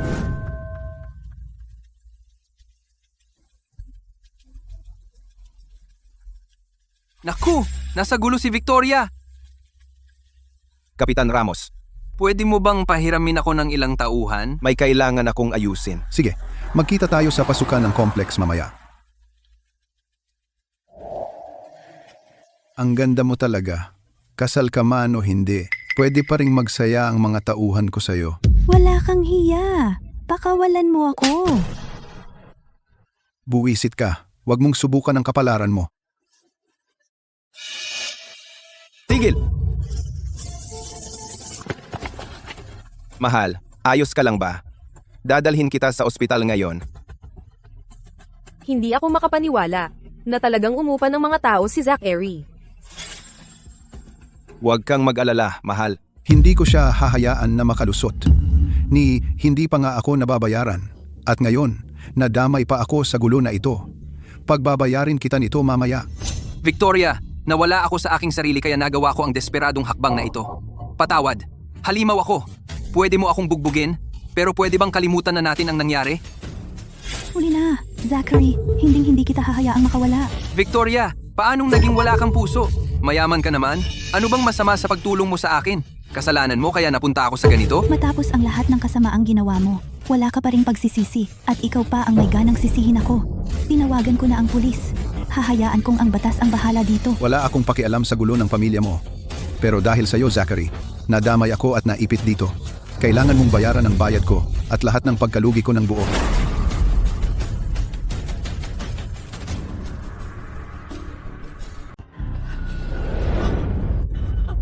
Victoria, pakiusap.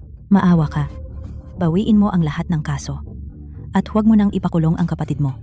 Alam niyang mali siya. Tuwing sumusuko ako noon, dinulot lang nito ang walang katapusang pananakit at mga pakana. Pumunta ka sa opisina ko. Sinundan mo ako sa garahe at sa kapitbahayan. Pagkatapos ay umupa ka ng mga tao para pilitin akong pumirma sa kasunduan. Matagal nang naubos ang pasensya ko. May mga saksi tayo at pisikal na ebidensya.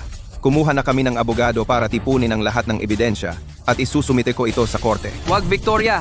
Ayokong makulong! Magkapatid tayo, dugot laman! Victoria, pakiusap. Maawa ka at bawiin mo ang mga kaso. Pamilya tayo. Kung mahatulan ang kapatid mo, masisira ang pamilyang ito. Nanay, anak mo rin ako. Hindi mo ba napapansin iyon? Kung hindi nakarating si Tyler sa oras ngayon, ang mga taong inupahan ng anak mo ay sasaktan ako. Alam kong buhong ang kapatid mo. Masahol pa siya sa hayop. Pero hindi ko kayang tumingin lang at panoorin siyang sirain ang natitirang buhay niya. Pakiusap, patawarin mo na siya sa pagkakataong ito. Tyler, umalis na tayo. Hayaan na nating pulis ang bahala sa iba. Dadalhin muna kita sa ospital.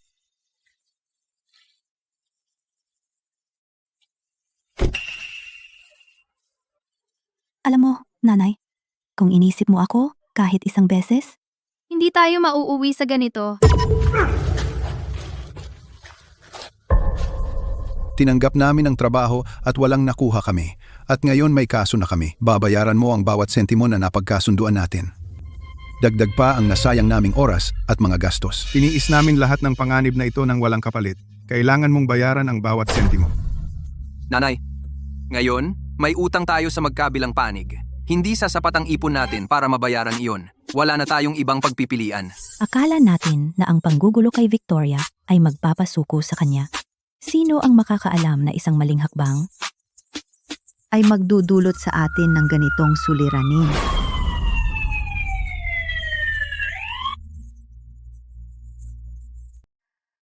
Zahari. Si Dragon at ang kanyang mga tauhan ay dumarating araw-araw para hingi ng kanilang komisyon.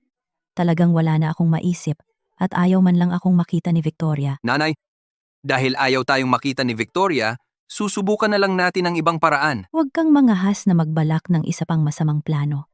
Hindi ka pa ba natuto sa aral? Nasa ganitong kalagayan na ako. Paano pa akong makakapagplano ng anuman? Talaga? Gusto ko lang na pumunta ka at kausapin ang biyena ni Victoria at hilingin sa kanya na mamagitan sa pag-imbita kina Victoria at sa kanyang asawa pabalik sa bahay para sa hapunan. Tapos, makikita na natin sila, tiba? Sa palagay ko, maaaring gumana iyon. Pagdating ng panahon, sabihin mo kay Victoria kung gaano ka nahihirapan. Kung ayaw pa rin niyang magpatinag. Magwala ka ng todo at akusahan mo siyang iniwan ng kanyang ina para mamatay at hinayaang maparusahan ang sarili niyang kapatid. Tapos, hayaan mong ang mga taga-bayan ang magpasya kung sino ang tama. Hindi talaga ako makapaniwala, Victoria. Zachary, kung gusto mong pumunta ka mag-isa. Hindi ako pupunta. Itinutulak mo si Victoria sa bingit. Pagkatapos kong mag-eskandalo sa kanyang kumpanya, lubos na akong napahiya. Ngayon gusto mong lokohin ko si Ginang Santos para maging tau-tauhan mo. At hindi ko gagawin iyon. Kung hindi ka pupunta, maghihintay na lang ako sa hatol ng korte. Mababaon ako sa utang at makukulong. At hinding-hindi na ako makapagmataas ng ulo. Ang pamilya natin ay nawalan na ng lahat. Magsisikap man ako sa buong buhay ko, hindi ko pa rin mababayaran ang utang ko kay Dragon. Paano ka mabubuhay mag-isa? Sige, pupunta ako. Pero hayaan mong linawin ko, kung malalaman ito, hinding-hindi na ako maglilinis ng panibagong gulo mo. Si Zachary ay hindi natututo, pero kung hindi ko siya tutulungan, masisira ang buhay niya. Nako. Ginang Reyes, anong sorpresa? Tuloy po kayo. Ginang Santos. Sina Victoria at Tyler ay abala sa pagpapatakbo ng kumpanya sa syudad. Bihira na silang makauwi. Pwede mo bang tawagan at anyayahan sila sa bahay para sa hapunan ngayong katapusan ng linggo? Maghanda tayo ng lahat ng palihim at sorpresahin ng mga bata. Matagal ko na silang hindi nakita. Sobrang nangungulila ako sa kanila. Tatawagan ko sila ngayon din. Matagal na kitang hindi nakita. Talagang nangungulila ako sa'yo. Kung hindi ka abala ngayon, iuwi mo si Victoria pagkatapos ng trabaho. Sige, iluluto ko lahat ng paborito mong ulam. Pagdating ng mga bata dito, kakausapin ko si Victoria ng maayos at tatanungin kung maayos ba ang pakikitungo ni Tyler sa kanya. Hindi na kailangan. Mabait at tapat na tao si Tyler. Mabuti ang trato niya kay Victoria. Ha, tama iyan, Ginang Reyes. Maupo po kayo. Lalabas ako sa hardin at pumili ng mga gulay na gusto ng mga bata. Pagbalik ni Victoria, luluhod ako sa harap niya. Basta bawiin niya ang mga kaso at patawarin si Zachary. Sa kanyang ginawa, mamamatay pa ako kung iyon ang paraan. Tumawag si nanay at hiniling na umuwi tayo. Halos hindi na tayo nakakatikim ng mainit na lutong bahay na pagkain. Matagal na nating hindi nakita si nanay. Maglaan tayo ng oras para sa kanya ngayon. Nandito ka na sa wakas. Handa na ang hapunan. Umupo na kayo at kumain. Ang negosyo sa syudad ay abala ba kamakailan. Dahil sa wakas, may libre kang oras, manatili ka rito at magpahinga ng ilang araw. Victoria, nakikiusap ako sa'yo. Bawiin mo ang mga kaso laban kay Zachary. Siya ang kapatid mo sa ama. May pera ka at sariling kumpanya. Pero nakatayo ka lang habang papasok siya sa kulungan. Bilang ina niya, hindi ko kayang tiisin. Mayaman man o hindi, ang isang anak na babae, hindi dapat iwanan ang sariling kapatid, ang walang puso. Eksakto. Siya ang sarili mong dugo at laman. Paano mo kayang tumayo lang at panoorin siyang makulong? Ginang Reyes, huwag ninyong itong intindihin ng mali. Pero kung may bumabagabag sa inyo, umupo tayo at pag-usapan natin. Hindi naman sa ayaw kong pag-usapan ito, pero ayaw akong makita ni Victoria kamakailan, kaya naparito ako sa iyo. Isang tabi muna natin ang lahat. Lumuhod ka ngayon sa publiko para pilitin ang mga bata at hindi iyon kasing simple ng iyong paglalarawan. Victoria, sabihin mo sa amin ang nangyari. Sa loob ng maraming taon, patuloy akong nagbigay ng pera sa pamilya ko at binilhan ko pa sila ng villa. Pero noong nagkaproblema ang kumpanya ko at umuwi ako para humingi ng tulong, pinalayas ninyo ako at sinubukan pa ninyong puwersahin akong hiwalayan si Tyler? Wala man lang kayong konsiderasyon sa akin. At pagkatapos, ginamit ni Zachary ang pangalan ng kumpanya ko para nakawin ang 200,000 at 40,000 piso. Pagkatapos siyang palayain sa piyansa, yung tinatawag kong kapatid ay umupa pa ng mga tauhan para agawin ako. At kung hindi, dahil kay Tyler. Ngayon, iyan ay hindi mo nakikita araw-araw. Isang pamilyang may kakaibang dinamika. Huwag mong sabihin iyan. Baka hindi natin alam ang buong istorya. Gusto mo ng patunay? Nasa akin mismo ito, Abogado Wayne. Pakipadala ang audio recording ng iligal na pagdakip sa telepono ko. Pagkatapos, kunin ang lumang mga kontrata sa supply at gumawa ng 100 kopya. Victoria, wag mo akong sisihin! Itinulak mo ako sa sulok! Victoria, wag mong gawing mahirap ang lahat. Makipag-usap tayo ng maayos para lahat tayo ay hindi mapahiya. Victoria, may puso ka ba? Ang yaman-yaman mo. Kaya pala ganoon ang totoong nangyari. Kaya pala sobrang nasaktan siya. Binabaliktad ng matandang iyon ang katotohanan, sinamantala ang awa ng mga tao sa matatanda at nagtayo ng bitag para konsensyahin si Victoria. Sobra naman iyon. Anak, ang dami mong pinagdaanan. Matapos ang lahat ng ito, bakit hindi mo sinabi kay nanay? Napakabuti ni Victoria sa iyo. Paano mo nagawa na tratuhin ganoon? Baliw na baliw ka. Victoria, anak ko, mali ako. Nanay, ito na ang huling pagkakataon na tatawagin kitang ganyan. May 200,000 piso sa card na ito. Sapat na para sa iyong pamumuhay sa pagre-retiro. Pero si Zachary, ang kaso ni Zachary ay hindi na pag-uusapan. Hahawakan ito ayon sa batas. Hindi na ito nakasalalay sa akin.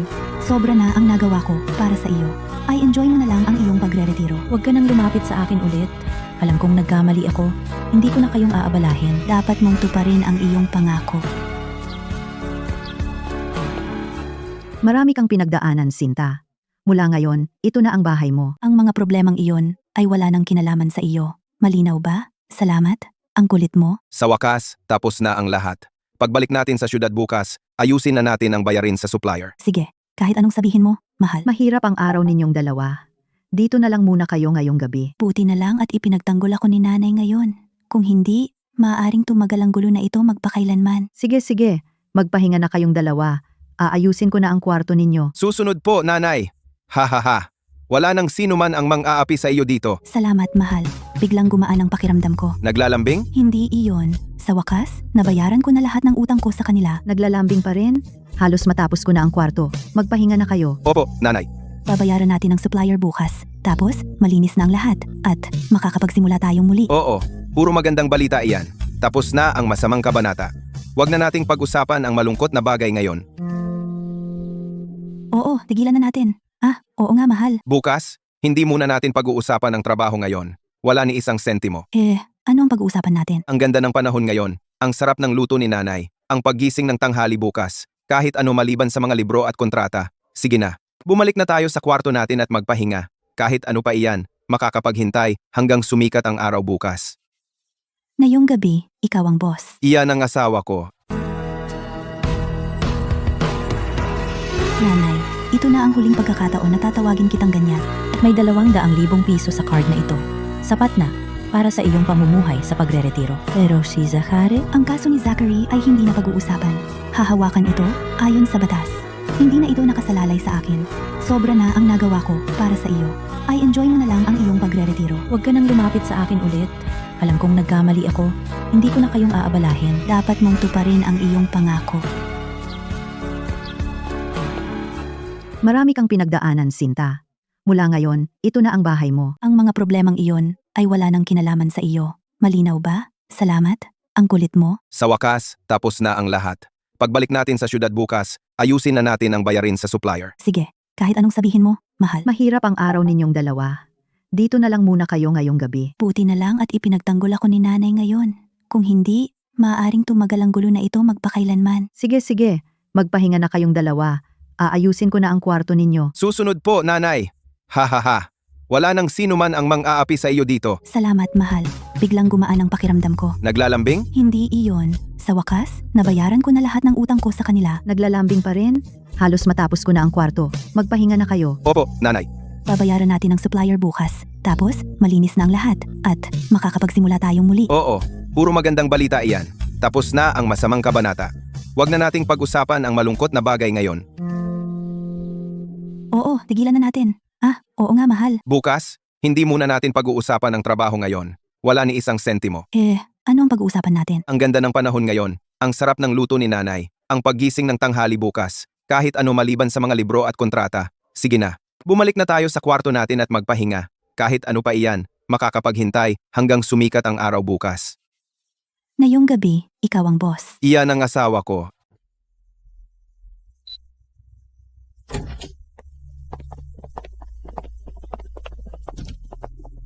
Ginoong Santos, Ginang Reyes, huwag niyo kaming sisihin sa pag-aalinlangan dahil may natitira pang bayarin. Hindi talaga kami mapakali. Nagkaroon lang ako ng mga personal na bagay-bagay sa pamilya, kaya na-delay ang pagbabayad. Inimbita ko kayo ngayon dito para bayaran ng buo ang lahat ng utang namin sa inyo. Napakabuti ninyo, Ginang Reyes. Ngayon, makukuha na namin ang pera namin. Nabayaran na ang buong balanse ng mga materyales. Patuloy tayong magtulungan sa mga darating na taon. Kitang-kita ko na pareho kayong tapat na tao. May nahanap akong oportunidad sa negosyo sa ibang bansa. Iniisip ko kung interesado ba kayong dalawa na kunin ang pagkakataong iyon. Pahahalagahan namin kung kayo ang magpapakilala, Ginoong Wayne. Sige, nagpapakilala lang ako. Kung magtatagumpay, nasa sa inyo na iyon. Napakaganda. Talagang lalago ang kumpanya natin.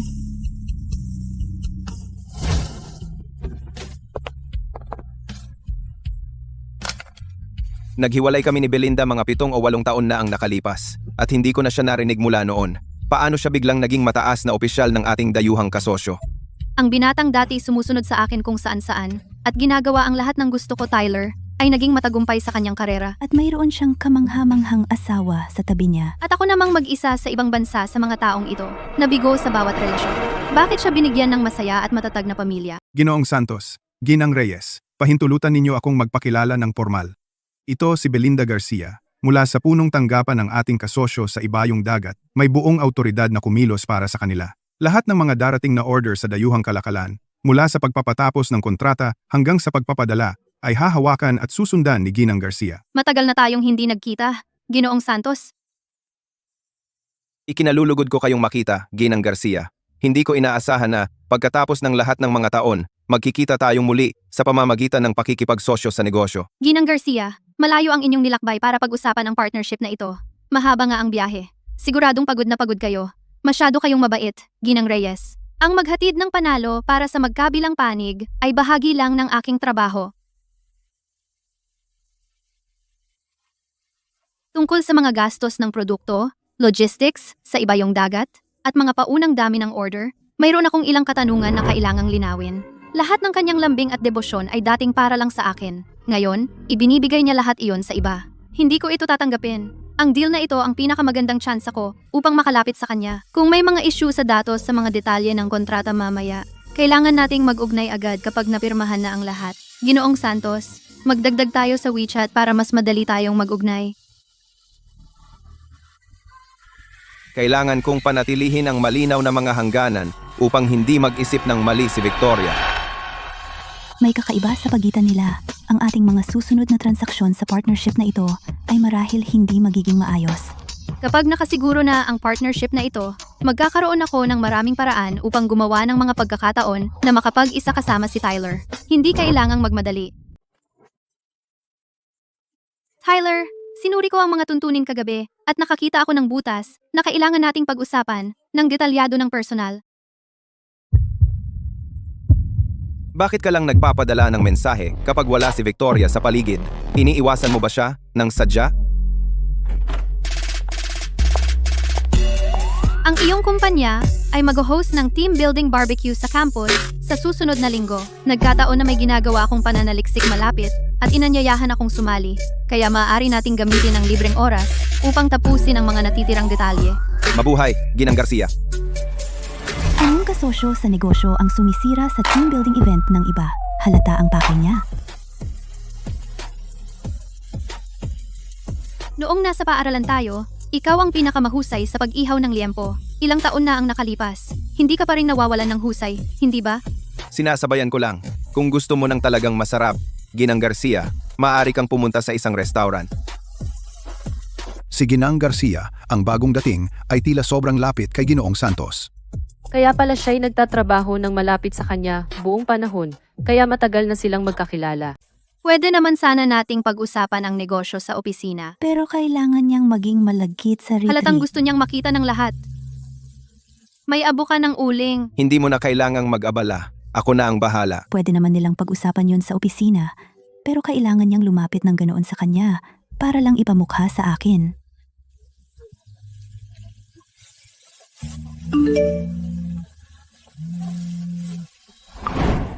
May nakalap akong mainit na chismis sa retreat ngayon. Ngayon, ang chismis ay tungkol kay Ginang Garcia at sa mga tao.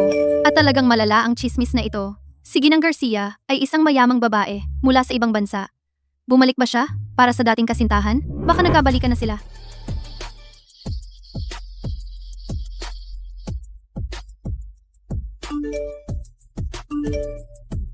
Tingnan mo mismo, ngayon na, ang buong kumpanya ay nagsasabi na ikaw at si Belinda ay nagkabalikan na at na may matagal na kayong relasyon. Victoria, maniwala ka sa akin. Iniwasan ko talaga siya. Siya ang paulit-ulit na lumalapit sa akin. Ang mga litrato at chismis na ito, gawa lang niya lahat iyan. Iniiwasan mo?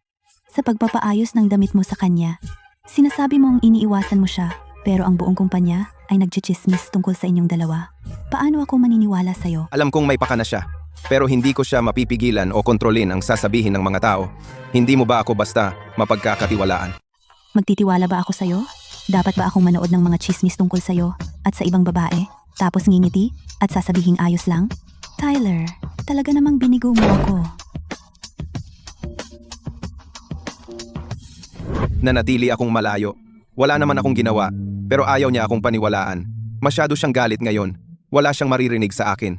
Kapag kumalma na siya, sasabihin ko lahat ng ginagawa ni Belinda at ipapaliwanag ko lahat. Hindi naman sa hindi ko siya pinagkakatiwalaan. Ang point ay sana sinabi niya sa akin nang mas maaga tungkol sa nakaraan nila ni Belinda. Sa halip na malaman ko pa mula sa ibang tao at unti-unting alamin ang totoo mula sa mga litrato.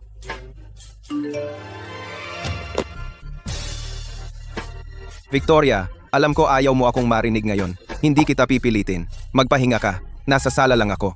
Kapag handa ka ng mag-usap, nandito lang ako. Ginang Garcia, hayaan kong linawin ito.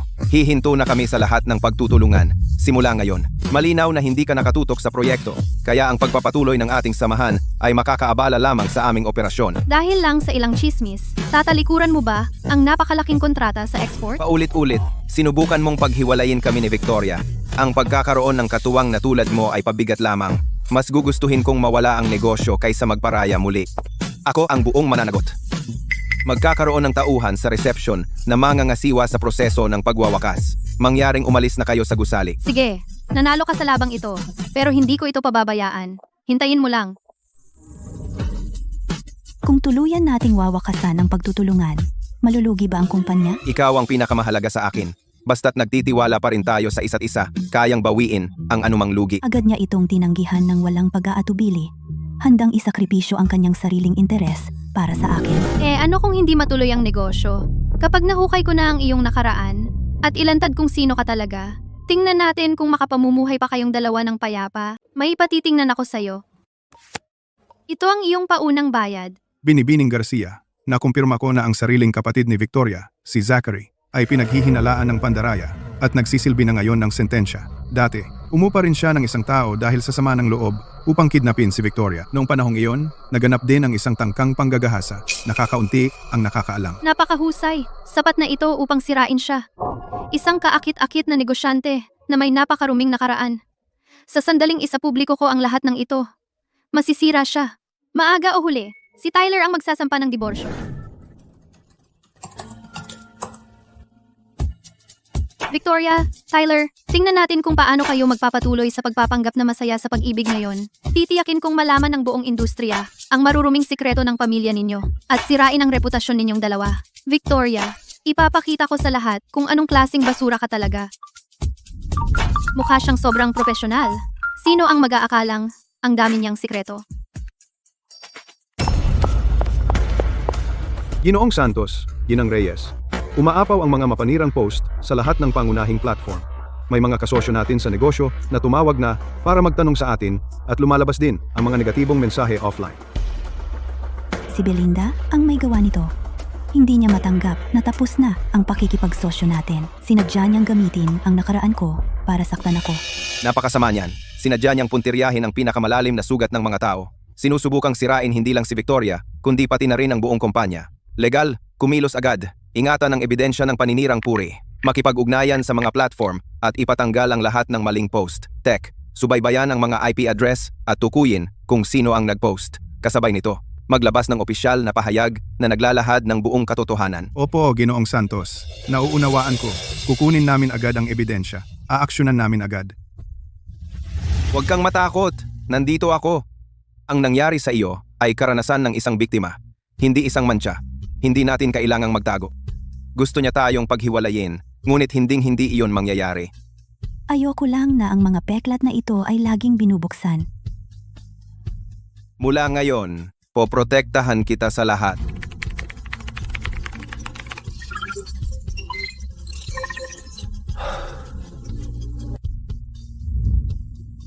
Opisyal na pahayag.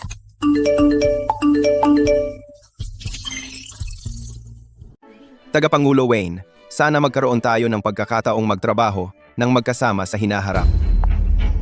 Ginoong Santos, Ginang Reyes, sa kabila ng ingay online, dumalo pa rin ba kayong dalawa sa reception? Dapat na kayong maghiwalay ngayon, bago kayo maging katatawanan ng industriya. Walang kasalanan ng asawa ko at siya ay biktima ng isang krimen. Wala kang karapatang punahin siya. Tungkol sa iyong mga malisyosong kasinungalingan at paninirang puri, iningatan namin ang ebidensya at magsasagawa kami ng legal na aksyon upang panagutin ka. Nanatili kang mahinahon sa krisis. Agad mong ipinagtanggol ang iyong mga karapatan sa pamamagitan ng legal na paraan at sumuporta ka sa iyong asawa sa lahat ng pagkakataon. Tapat ka, mapagpasyahan at isang pambihirang talento. Binata, nakita ko ang nangyari. Kapag nahaharap sa mga malisyosong pag-atake, nagpakita ka ng malinaw at may prinsipyong paninindigan. Bihira iyon, Tagapangulo de la Cruz. Sobrang bait mo. Ginawa ko lang ang dapat gawin ng isang asawang lalaki. At ayokong madamay ang aking asawa sa mga maling chismis. Ilang dekada na akong nasa internasyonal na kalakalan at mayroon akong matatag na ugnayan at mga mapagkukunan. Naghahanap ako ng mapagkakatiwalaang kabataan na makakasama. Dahil gusto mong pumasok sa internasyonal na kalakalan, bakit hindi ka sumama sa akin sa pagpapaunlad ng mga pamilihan sa ibang bansa? Tutulungan kita. Salamat, Tagapangulo de la Cruz. Kami ay may karangalan. Salamat sa pagkakataon, Tagapangulo de la Cruz. Hindi ka namin bibiguin. Ha! Magaling akong humusga ng pagkatao. Magaling kayong magkasama at matatag at maaasahan kayo. Sumama ka sa akin at makakaabot ka ng malayo sa mga pamilihan sa ibang bansa. Sinuri namin ang kasalukuyang kalagayan ng aming pondo at matatag ang aming daloy ng pera sa lokal, sapat upang masakop ang paunang puhunan para sa aming sangay sa ibang bansa. Bumalik na ang aming reputasyon sa lokal na merkado at maraming kliyente na dating nag-aalangan ay lumalapit na ngayon upang makipagtrabaho sa amin na nagpapakitang kinikilala na naman kami ng mga tao. Ang mga maling paratang ni Belinda ay lubusang nabunyag. Naiintindihan na ng publiko at ng aming mga kasosyo ang buong kwento at unti-unting bumubuti ang reputasyon ng aming kumpanya. Susunod, Maaari nating ituon ang lahat ng ating pagsisikap sa paggamit. ng mga yaman sa ibang bansa ni Tagapangulo de la Cruz. Si Tagapangulo de la Cruz ay may malalim na ugnayan sa ibang bansa, kaya ang kanyang tulong ay makapagliligtas sa atin mula sa maraming magastos na pagkakamali. Una, plano kong bumuo ng isang pangkat para sa negosyo sa ibang bansa at makipag-ugnayan sa mga kliyente sa ibang bansa sa lalong madaling panahon. Ganap naming sinusuportahan ang planong ito dahil matatag na ang aming lokal na negosyo, perpektong panahon na upang palawakin ang aming presensya sa ibang bansa. Sa lungsod ng Pag-asa, mayroon akong matatag na ugnayan sa mga kasosyo sa negosyo at mga pisikal na tindahan. Ang merkado doon ay may napakalaking potensyal. Kung interesado kayo, maaari akong manguna at tulungan kayong magbukas ng sangay sa lungsod ng Pag-asa. Victoria, ano sa tingin mo? Ito ay isang magandang pagkakataon at handa akong sumama sa inyo sa pagpapalawak sa bagong merkado na ito. Maninindigan tayo ng magkatabi, sa loob man o labas ng bansa, basta't kasama ko siya, kahit saan ay parang tahanan. Tagapangulo de la Cruz, napagpasyahan naming samantalahin ang pagkakataong ito at lubos na italaga ang aming sarili sa pagtatatag ng aming presensya sa merkado ng lungsod ng Pag-asa. Napakagaling. Hinahangaan ko ang ganitong katapangan. Susunod, ipakikipag-ugnay ko ang aking koponan sa inyo para sa mga detalye ng pagpapatupad. Matapos ang lahat ng paghahandang ito, magbubukas na tayo sa lungsod ng Pag-asa, Canada, isang sangay sa ibang bansa. Salamat sa inyong lahat, sa inyong dedikasyon at pagsisikap. Para sa bagong merkadong ito, sabay-sabay nating haharapin. Bati sa ating pandaigdigang paglawak. Naasikaso ko na ang lahat sa lungsod ng Pag-asa. Ang pangkat, mga pasilidad, at mga kasosyo ay handa na. Sige, ituloy ninyo. Naniniwala ako sa inyong dalawa. Salamat sa iyong suporta, Tagapangulong de la Cruz. Hindi ka naming bibiguin kung babalikan natin ang lahat parang isang katawa-tawang komedya. Ngunit natutuwa ako na nagkapit tayo sa isa't isa. Ang pagdaan sa bagyo ang nagpakita sa atin kung gaano tayo kahalaga sa isa't isa. Marami akong paghihirap na naidulot sa iyo. Mula ngayon, babawiin ko lahat sa iyo.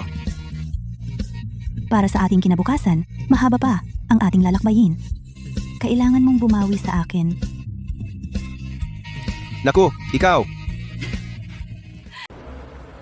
Marami na akong narinig tungkol sa inyong dalawa, at ngayon ay nakatatag na kayo sa lungsod ng Pag-asa. Inaasahan namin ang malapit na pakikipagtulungan na may tagumpay para sa ating dalawa bilang ating pinagsamang pangarap. Sa hinaharap, naniniwala ako na mapapalago natin ang merkado ng magkasama. Naaalala mo noong nagsimula tayo? Noong ang gusto lang natin ay patuloy na palakihin ang negosyo natin sa ating bayan, hindi akalain na makakaabot tayo sa ibang bansa? Ang buhay ay puno ng mga sorpresa. May mga pagsubok at pagkakataon. Ngunit ang pinakamahalaga ay nandyan ka palagi sa tabi ko. Ang lahat ng ating mga problema ay nasa likod na natin. Ang ating negosyo ay patuloy na lumalaki at mayroon tayo sa isa't isa.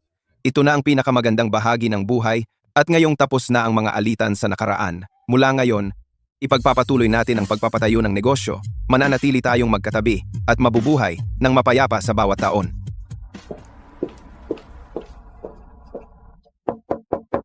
Zachary, umiiyak na naman ang nanay mo. 3 buwan ka na rito. Bakit wala ka pang trabaho? Bakit pa mag-abala? Yung mga pangit na trabaho, kaunti lang ang sweldo. Ilang daang dolyar sa isang buwan. Malapit na 70 ang nanay mo. Hindi na natin kayang mabuhay sa perang inuutang. Noon, kung mabuti ang pagtrato mo kay Victoria, hindi ka sana napunta sa ganitong kalagayan. Huwag mong banggitin ang walang utang na loob na iyon. Kung hindi sana siya naging masama ang puso, napunta ba tayo sa ganitong kalagayan?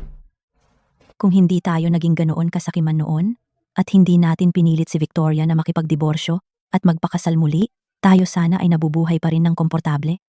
Zachary, puntahan natin si Victoria at humingi tayo ng tawad sa kanya. Kumusta? Nandito ba si Victoria Reyes? Hinahanap niyo ba sina Ginoong Santos at Ginang Reyes? Noong nakaraang buwan, inilipat nila ang kumpanya sa ibang bansa. Narinig ko na ng ibang bansa ang buong pamilya at hindi na bumalik. Nang ibang bansa sila? Paano iyon nangyari? Paano siyang basta na lang umalis nang hindi man lang nagpaalam? Tapos na. Lubos na tayong nawasak ngayon. Hindi na natin siya mahahanap. Pasensya na, wala ng serbisyo ang numerong tinawag mo. Mangyaring suriin ang numero at subukang muli. Sana, hindi ako naging masyadong sakim noon. Maaaring katulad ako ng mga taong ito, namumuhay ng maayos. Kung naging mabait lang sana ako kay Victoria at mas inalagaan ko pa siya, hindi sana tayo napunta sa ganito.